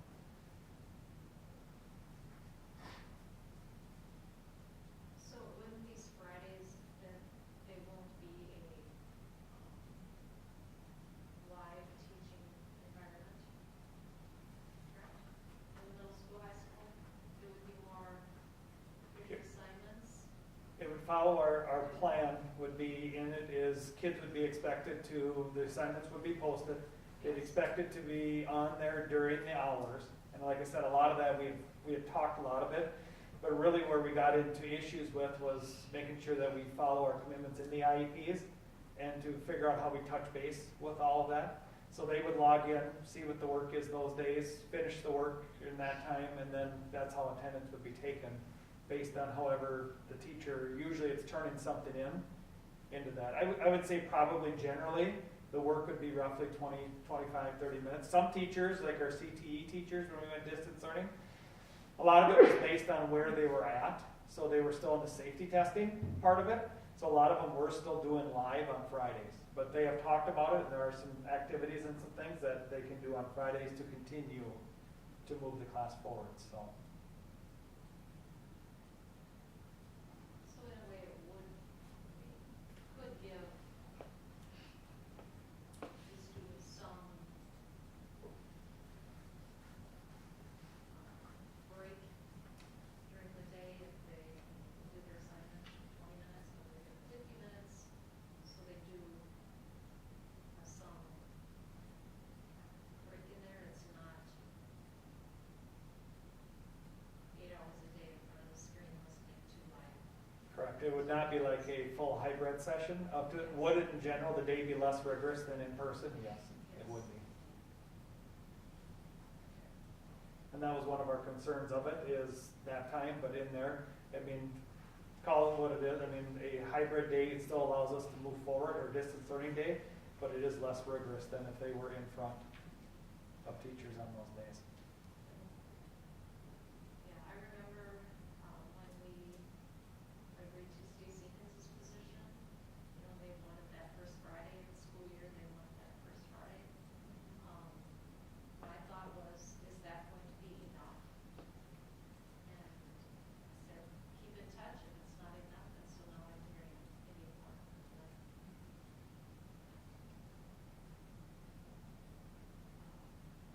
So for item number 10, resolution, I'm sorry, item number 9, approval of COVID planning time proposal. So would there be a motion to approve COVID planning time proposal? And in your motion, if you could identify which option. Chairman LeBlanc, I make a motion to approve the COVID planning time proposal for option C. I'll second that.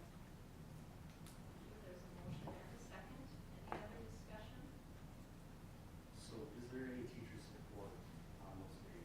What support contact do the students have? Where is available? How do you handle that Friday? Can you talk just a little bit closer? So what I'm getting at is, so we do it the way we're proposing. Are we gonna have pairs available? Are teachers gonna be available? What's the availability to the students on every Friday to work through this? Well, the parents will be working, so they won't have contact with students. Because I do feel it's important, don't get me wrong, that's not at all where I'm going. I feel we need to do everything we can for our teachers. I was just curious, you know. Ryan, how do you envision that being played out? The pairs will continue to follow their normal schedule. So they will meet with their caseloads just as if they would be in person in Mrs. Butterbroad's U.S. history class. So they will meet with the students that they work with via Zoom, and then they will go through the work, make sure that there's any questions answered, that type of stuff. Staff will be available during the time. They'll actually be available all day. So they will be, they'll be specifically during the time that they're there, but also too will be available throughout the day for any questions in there. So, but as far as getting back to the pairs will go through the daily schedule with their caseloads and kids through all 8 periods. The only class that will be live on that Friday, as of right now, proposed would be advisory, to do some things in there where the kids would have to be live on that day and attendance would be taken. The first day we did distance learning, we had a little over 91% attendance. Last time we did it was that 95% attendance. So attendance those days are pretty good as doing that. If we have for a special ed child, if they have a resource English, resource social studies, resource science, behavioral skills, anything like that, they will still get that direct instruction from the teacher live on those days. But as far as a student going through, they will check in at 8:15 and it's US history, they'll go to US history. And I know too, they have math class, they'll pop it open at math class, do what's needed to get done and then continue through the day. That answer your question, yes, it was a good question.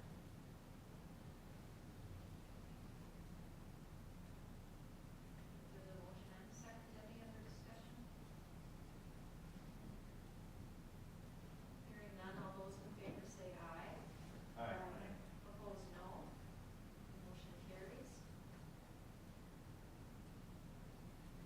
Thank you. Next item is a resolution determining the existence of contracting emergency. So this came up when conversations with SiteLogic last week. Leanne had contacted our auditor, and our auditor had given us guidance that we did not need to follow the bid loss in the case of these emergencies, such as happened August 8th. They felt more comfortable if we passed a resolution outlining that. So Kevin Rupp drafted that up, and I believe that is what's attached there. So then we can continue talking about the auditorium reconstruction later. Is there a motion to approve the resolution determining the existence of a contracting emergency? I make the motion to approve. Thank you. There's a motion. Is there a second? I'll second. There's a motion and a second. Any discussion?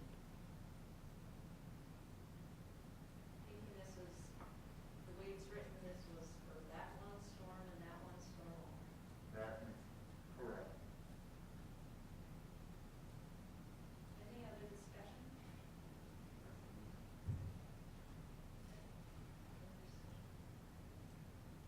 Hearing none, since this is a resolution, we'll do roll call vote. Amanda? Amanda Lisi, yes. Jeremy Corner, yes. Sharon Rupp, yes. Sylvia Peterson, yes. Jeremy LeBlanc, yes. Ron Winter, yes. Motion carries. Our discussion items, number 10, first one is our November board meeting.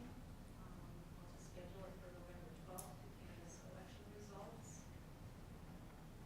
The reason is because of absentee voting, the county elected officials contacted us and said that they needed additional time and are granted by statute additional time to count those votes. We had the choice, I believe, of the 12th of the 13th, right, Denise? Yeah, because the 11th is Veterans Day and we can't do it then.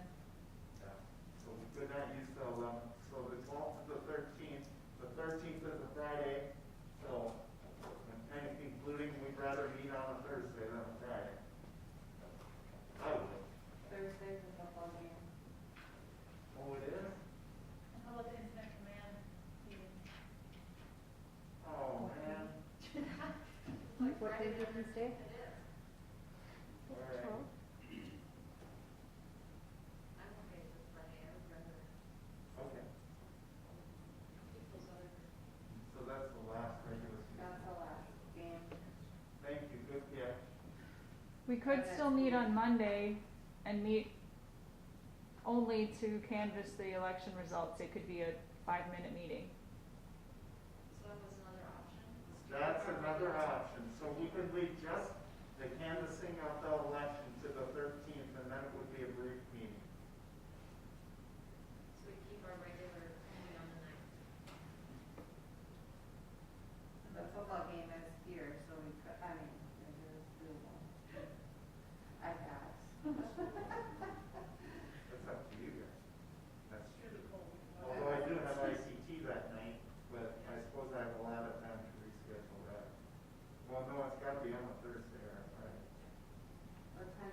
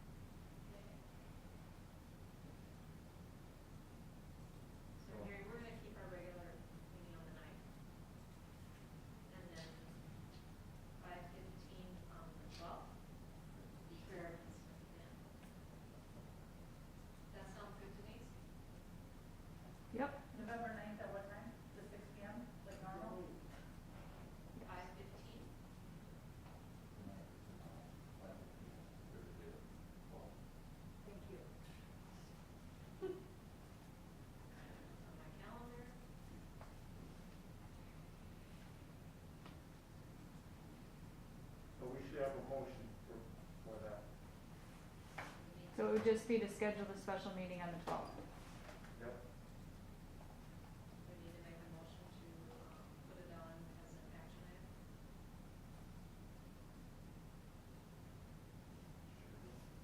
Sure do. So is there a motion to, move the November board meeting discussion to an action item? I'll make a motion to move that to an action item. I'll second it. There's a motion and a second. Any discussion? Hearing none, all those in favor say aye. Aye. Opposed, no. Motion carries. So we'll add that as item number 9.11.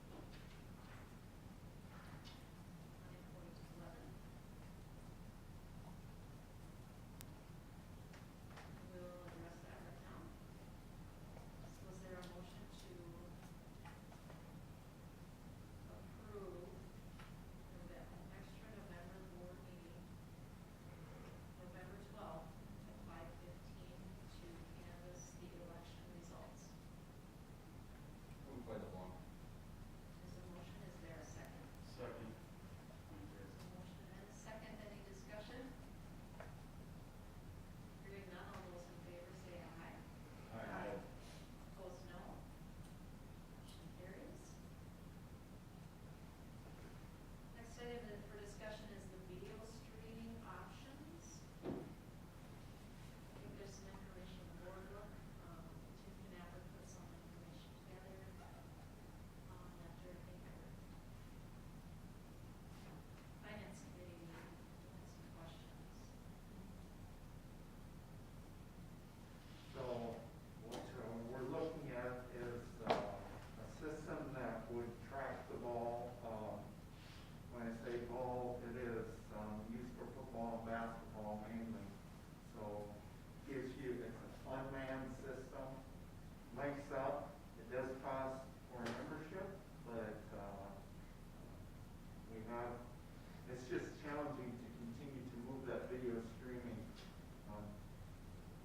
machine, everything throughout, and then to make sure we don't have problems with it, so.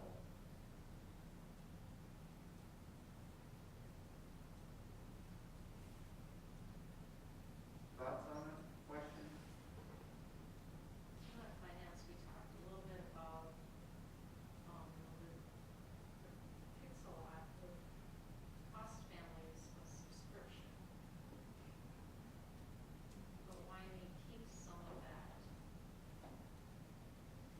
subscription payment.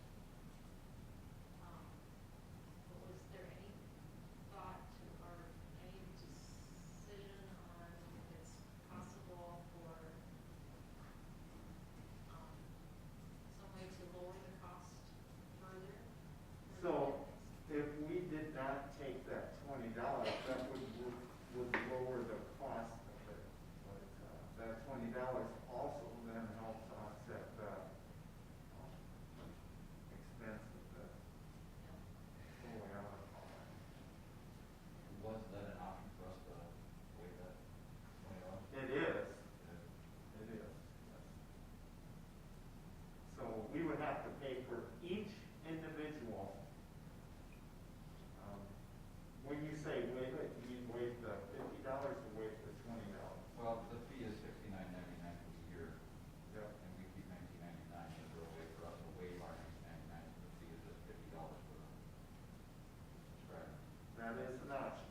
They have not seen that done, but that, Tim said they said they could do that.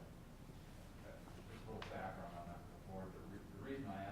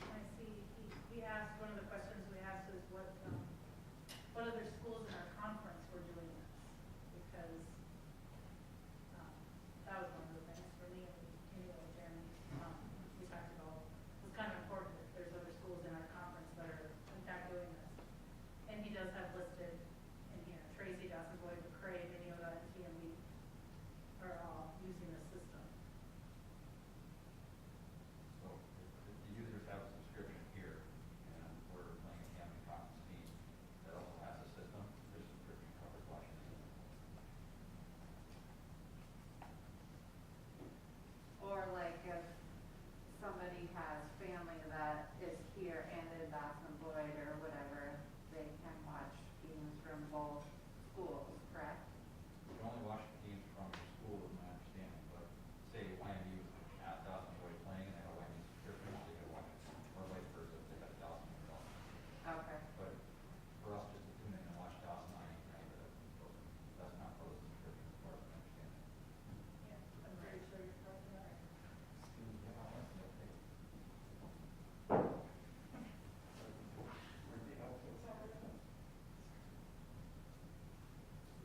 We did watch some videos that the company has on their site, and, they were pretty good videos.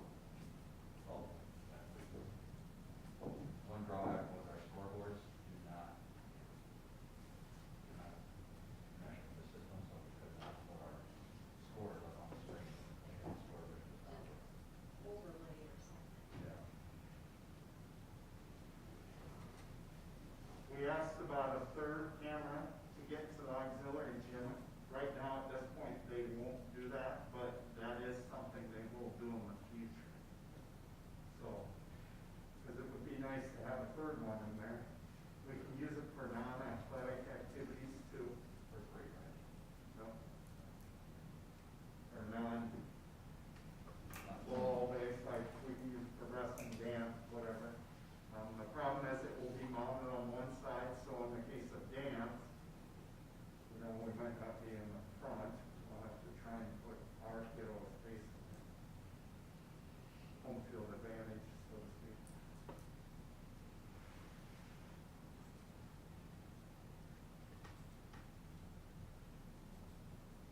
My only concern, I like the idea, is just the cost. It just seems a little steep. So, maybe it's not steep, maybe that's not the right word, but it just seems like, parents might not be as willing with that price. And Rich, do you know, do they have to do a, a year subscription, or can they only have someone during They sure basketball season, just pay for a couple months? They can go month by month, Month it's by month. $10.99 per month. We don't make anything off of $10.99. Okay.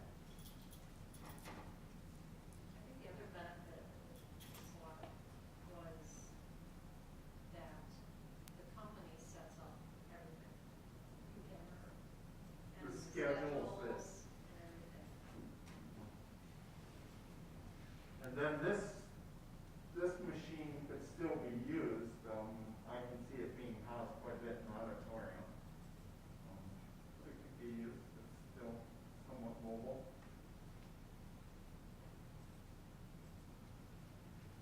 I know we wouldn't have it anymore for football this year, but I can see it being advantage for football. Does anybody watch any live games, football wise? I just saw what was online. There was a benefit to the coaches where they could get the video from the games as part of the package that we have. They would have access to that recorded. For review later. Right. Yeah, I don't know if they share them via Hello right now or how they do it, but.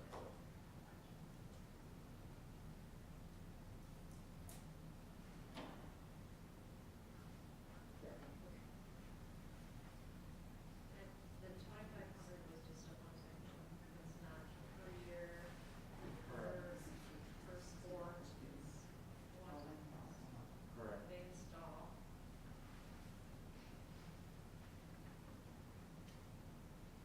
Did you find out, if there is, like, if anything goes bad with the cameras or anything, is that included in the 2,500 or? You know, I have to defer that to Tim. We asked about maintenance of the equipment. Okay.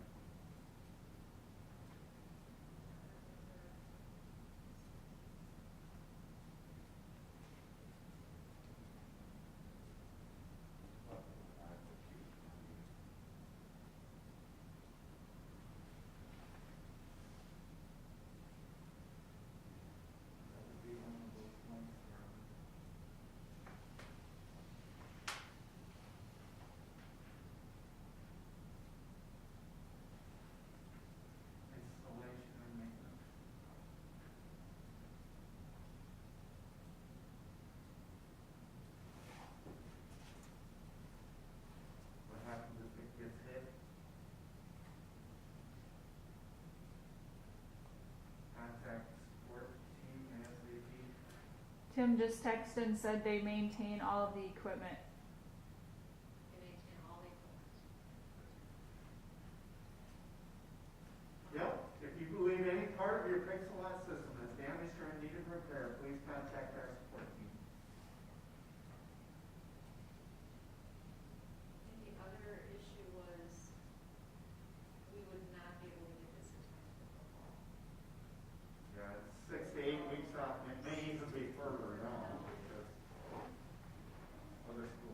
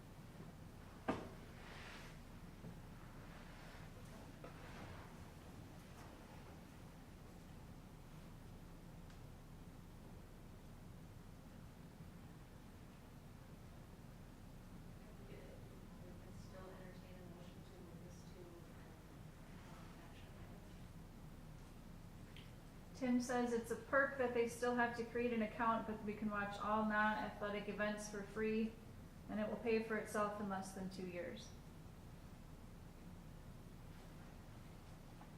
I make a motion to move it to an action item. There's a motion, is there a second?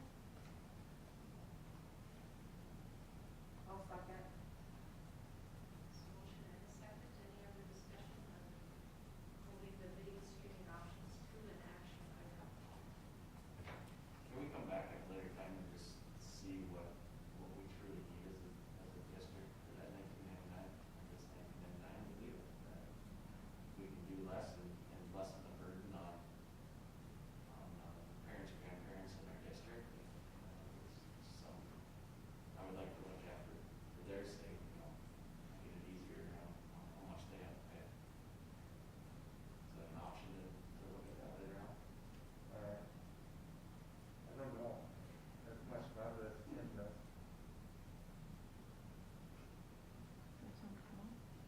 There's a motion and a second to move this to an action item. Any other discussion? I'm trying to think. Hearing none, all those in favor say aye. Aye. Opposed, no. Motion carries. So I add this back to an action item 9.12.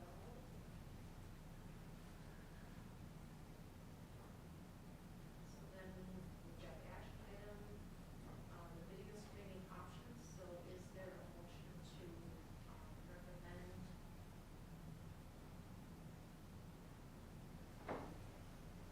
purchasing Pixelwatch, or just include in your motion, what the purchase would be? Because we're looking at two options here, video streaming and stream sheeting with Pixelwatch, so I just asked in the motion to mention one of those.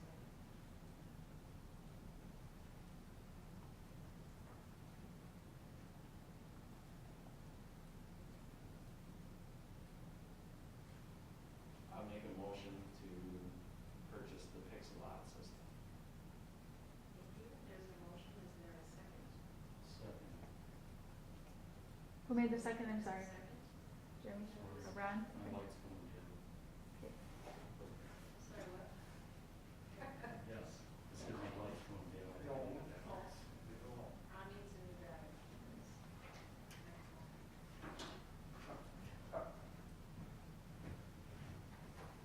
Just a motion and a second. Any other discussion?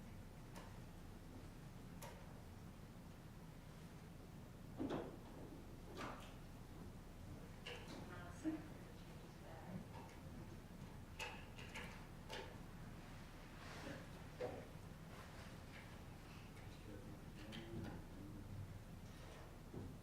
Okay. There's a motion and a second. Hearing no other discussion. All those in favor say aye. Aye. Opposed, no. Motion carries. Next item is auditorium reconstruction update and discussion. Okay, so I met with Psychologics this week and we talked a little bit about getting one of them to the construction manager. So we are going to meet with Jude Mertz and review what they have given us for their assessment. We will review that with Jude Mertz and kind of Jude is the adjuster from EMC and discuss a little bit more about the scope of that. That meeting will be Thursday at 10 a.m. So building and grounds, you are welcome to come attend that. I'll do the best I can to collect information. So we'll review that.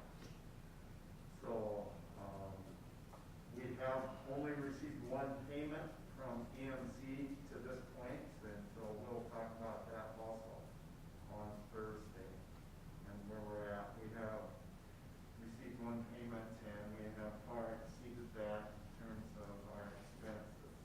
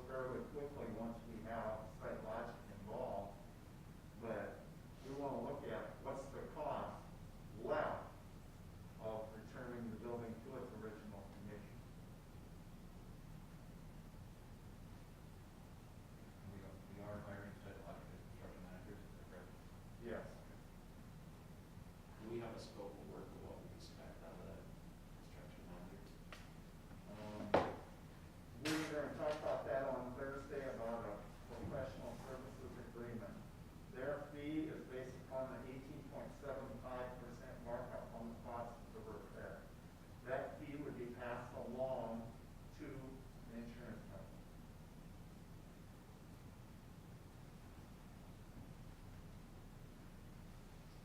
Okay, I guess I'm more concerned with what are we getting out of him when we hire this person?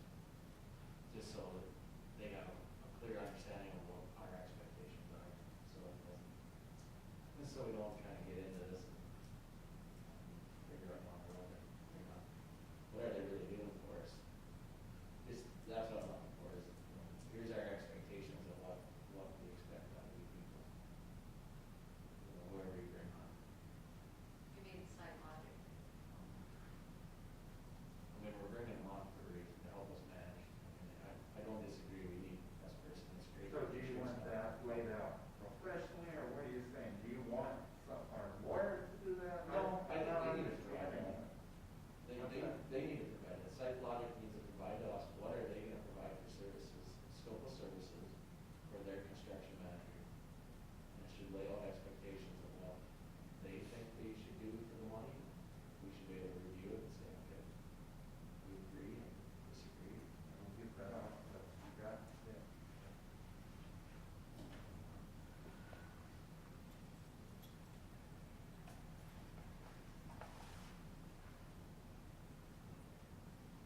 I think this is, they're not used to dealing with reconstruction, they're used to dealing with construction. All the more reason that you have a scope of service to figure out.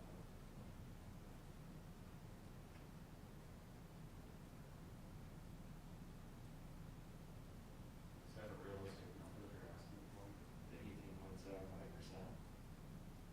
I have no idea, just curious. Seems a little bit on the higher side, I guess. Trying to back forward.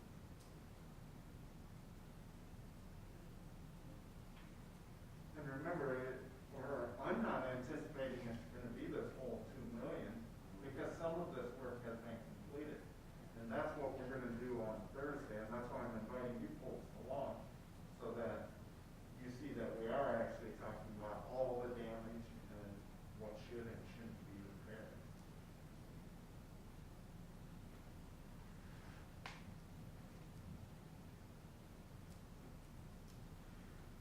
Hopefully that will work for members of buildings and grounds. All right. I'm gonna reiterate, I'm doing the best I can. I'm not a construction manager. You know, I feel like an octopus trying to juggle. Why we hired you for superintendent, so. Hopefully not for construction manager. Exactly. Like you said, veteran Marine Corps, so. Okay, any other discussion on the auditor and reconstruction? Okay. Right now, we'll move on to item 10.4, which is MOU. There's information on the board book.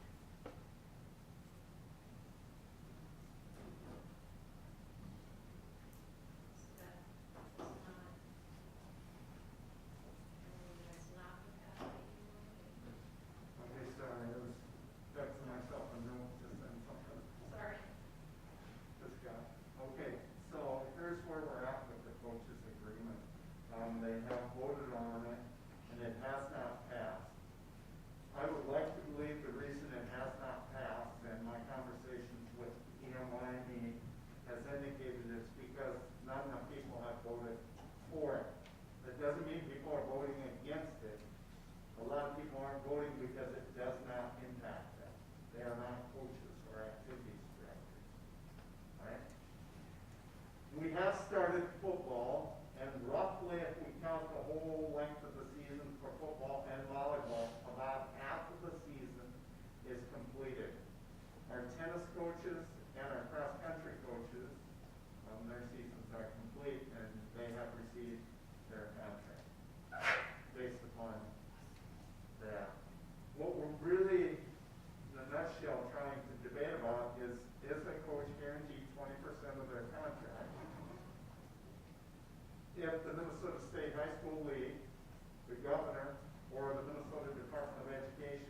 cancels the season completely. My tactic continues to be that I believe that's fair treatment of those coaches. I don't know if I think it's fair, probably not enough, but it's what a couple of our neighboring schools are doing. My proposal to you tonight is to approve paying, because we always pay coaches in 3 equal installments, is to pay the 2 sports that have started their season and are roughly halfway through their season, 1/3. In other words, give them their paycheck for this payroll. And then they're voting on the MOU either later this week or early next week, depends on how their calendar will work out. Thoughts? It's a discussion item, so. Can we move that into action item? Yes. Recommend moving it to an action item. So motion to move coaches MOU to an action item. Is there a second? I will second. Who made the first, I'm sorry? Motion and a second. Any What was other that? Sonia made the first? Amanda, Lacey made the second. Okay.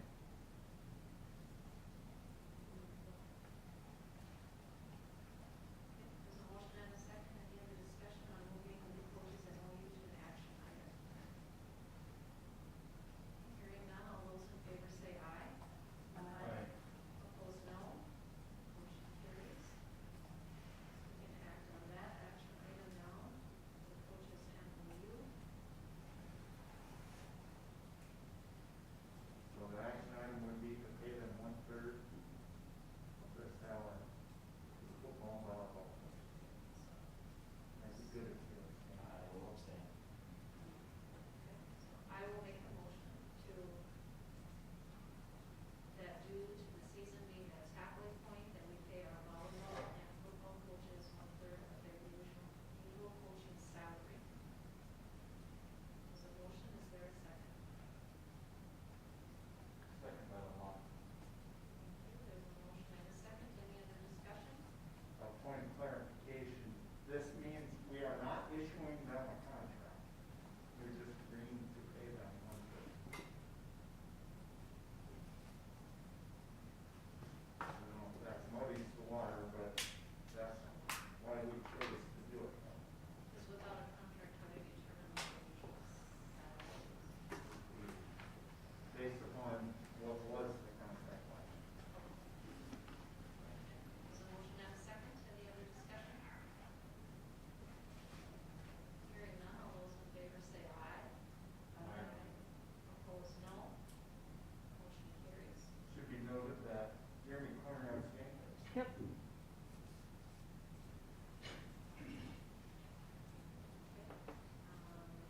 Any correspondence out on board book? And we've got our upcoming events, early out for staff development on October 21st at 2:30. The election day is November 3rd. End of the first quarter is November 5th. No school for staff development November 6th. And then right now, early out staff development on November 11th at 2:30, correct? Our board meeting, next board meeting will be the 9th, the regular meeting, and then 12th at 5:15 to canvass election results. Anything else? And then the first new Friday will be the 13th, right? The new Friday where the elementary gets done early. Correct, November 13th, and I'll start communicating that right away tomorrow. Emails from Thank you for clarification.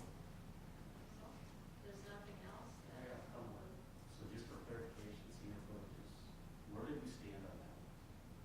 Sorry if I got lost. Senior privileges, Ryan, you want to review that one more time? Yep, Just we so we're would, all on the same page. yep, we would start next week by having the seniors come in and get an application, and then we would start Right after the new quarter, which would be the second full week of November. So I thought, so